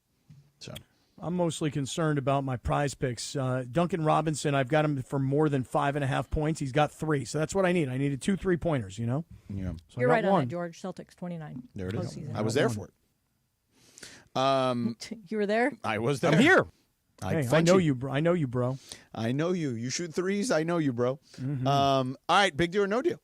Take it away, Linz. All right, so I'm not sure if you guys knew this, but the most recent season, the newest season of Black Mirror, recently came out. Nope.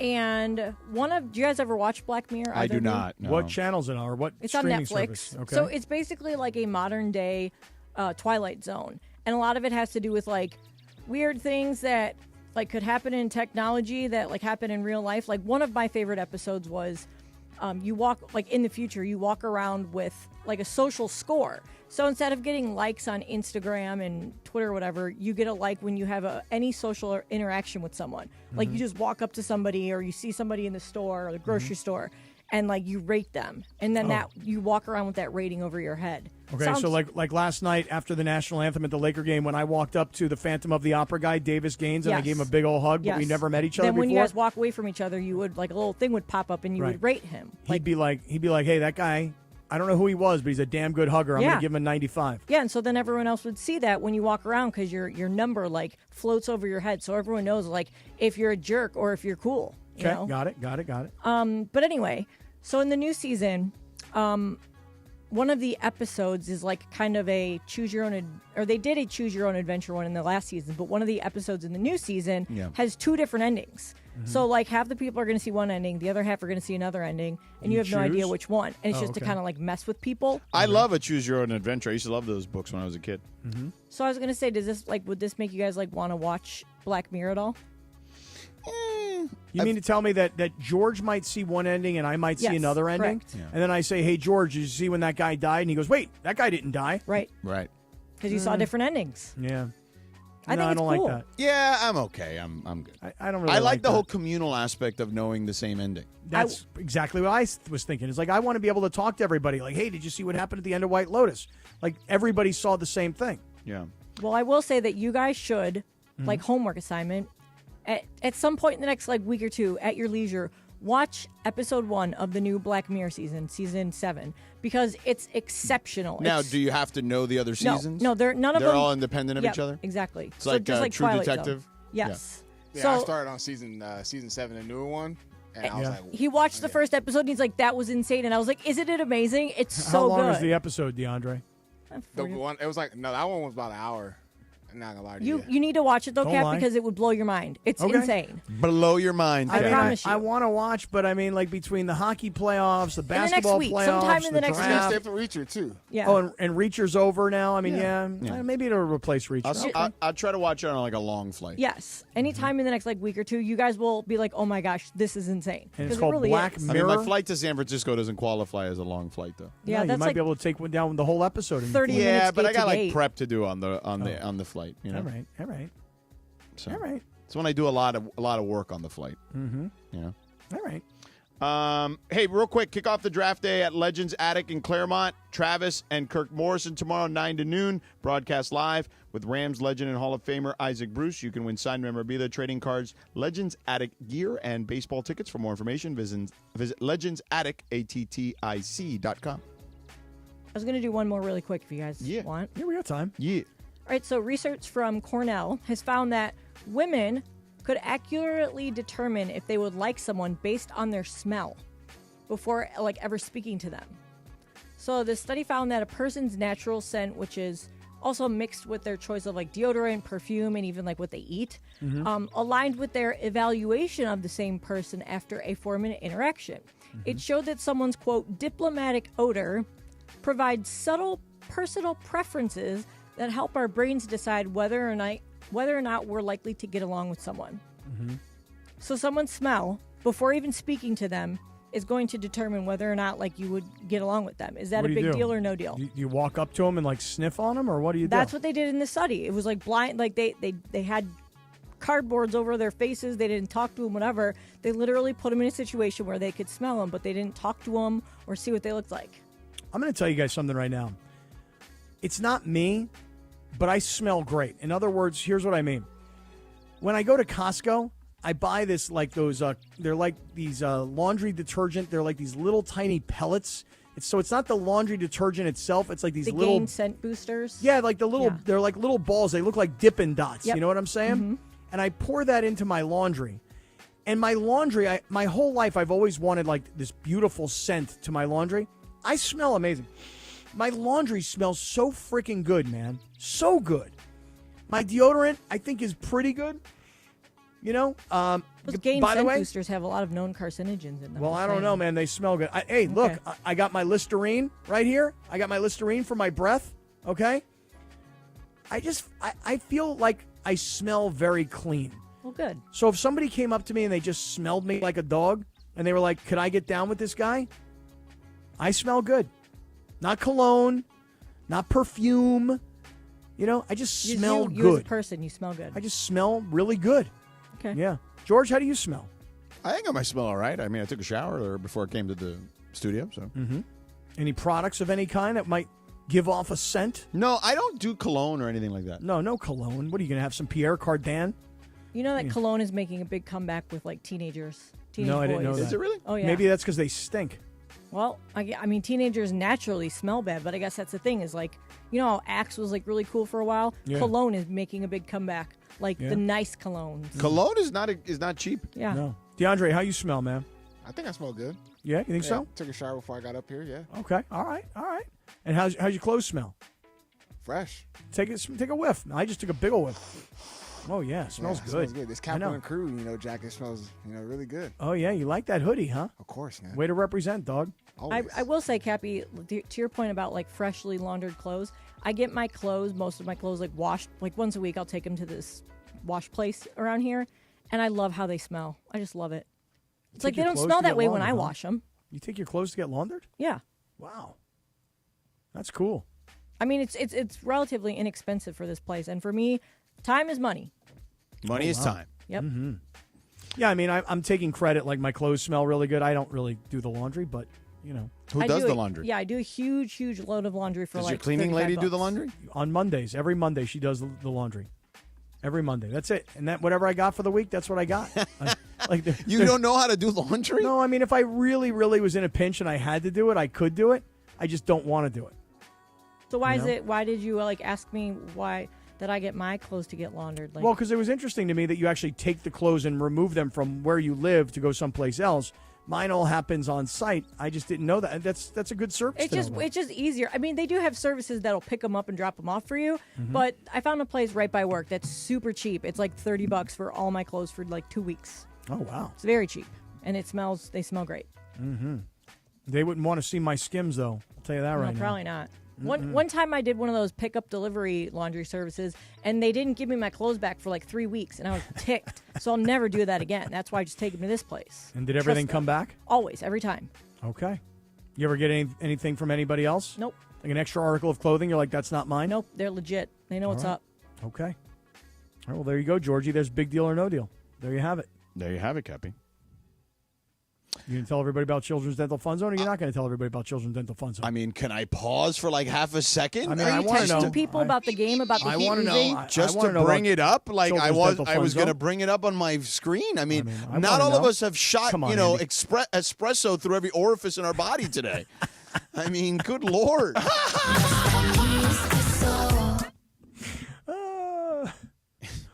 By the way, hopefully your kids aren't drinking coffee. It does stain the teeth. You don't want that to happen. Well, I know, and I've been using those Crest white strips. Plus, again, hey, you talk about smelling good. Look at this, George. Look at this right here. Listerine, buddy. Yeah. I am now on the mouthwash bandwagon. Excellent, Cappy. But parents, real quick, you've heard us talk about our friends over at Children's Dental Fun Zone, and for good reason. First of all, choosing a dentist office for your kid is a big decision. And at Children's Dental Fun Zone, they make it easy. All right, first of all, you walk into one of these places, you're going to feel like you walked into like a Pixar movie, basically. Your kid's going to be like, whoa, Mom, Dad, where did we come to? And with over 23 years of experience in pediatric dentistry and orthodontics, Children's Dental Fun Zone combines cutting-edge technology with warm, personalized care your kid deserves. Preventative and routine care, orthodontic planning, CDF Zone has it all. Children's Dental Fun Zone is open 7 days a week with flexible scheduling options. They also accept walk-ins and emergencies because, look, you never know what the heck's going to happen.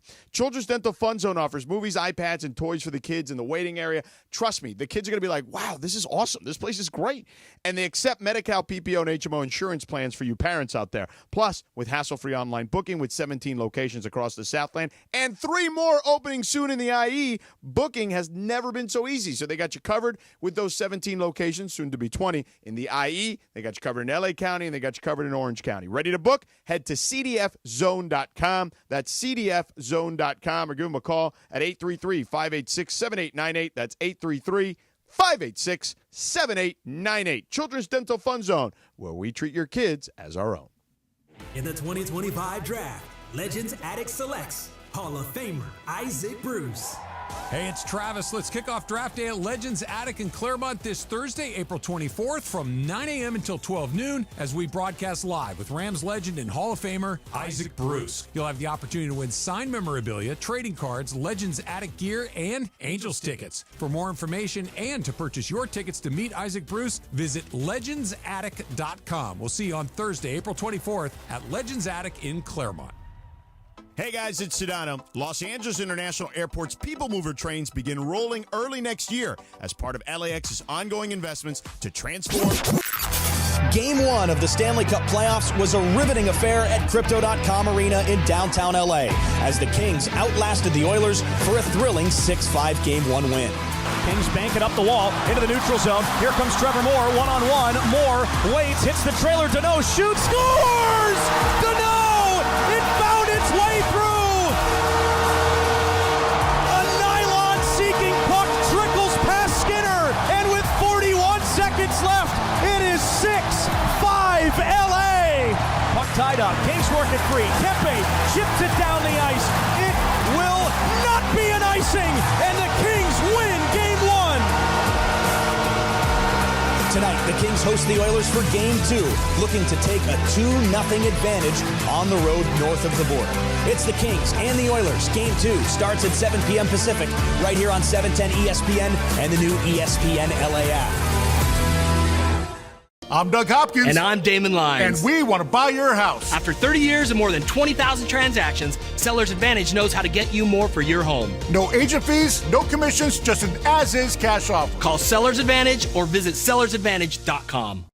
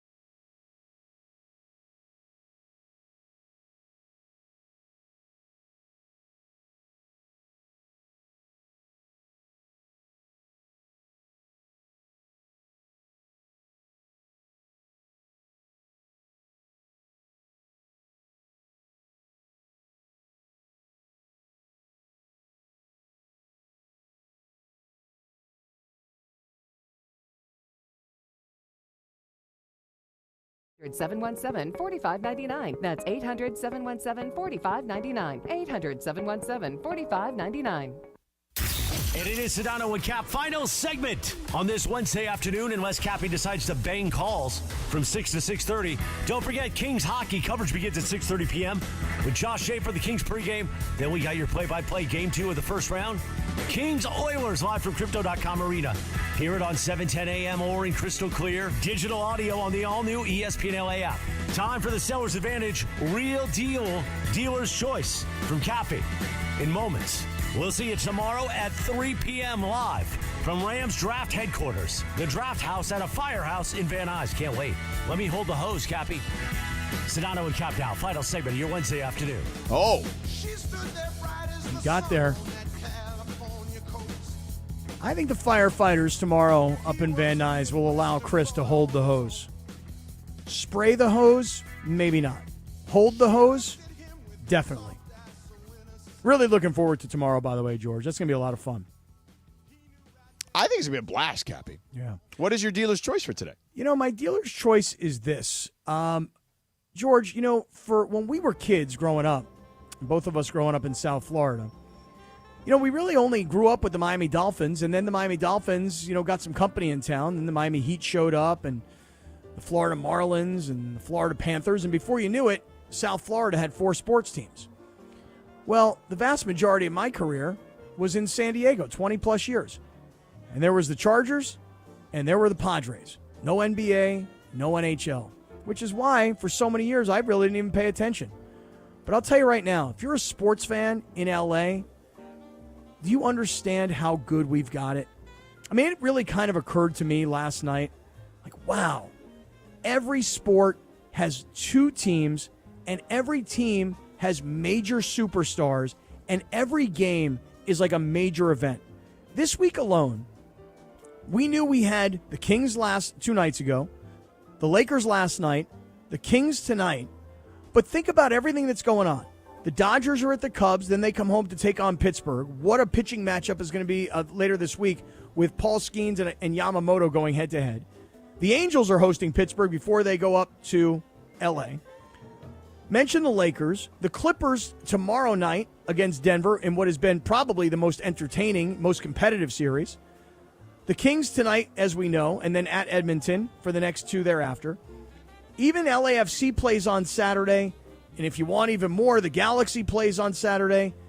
And even the ladies' team, the Angel City team, plays. I mean, there is so much everywhere. And we focus a lot on the Lakers. We're hyped about the Kings right now. We talk about the Dodgers. But we've got 2 of everything. Shohei Ohtani. And every single team has, like, the superstars of the sport. Even the Angels, Mike Trout is still playing right now. He's playing. Hell yeah. You know?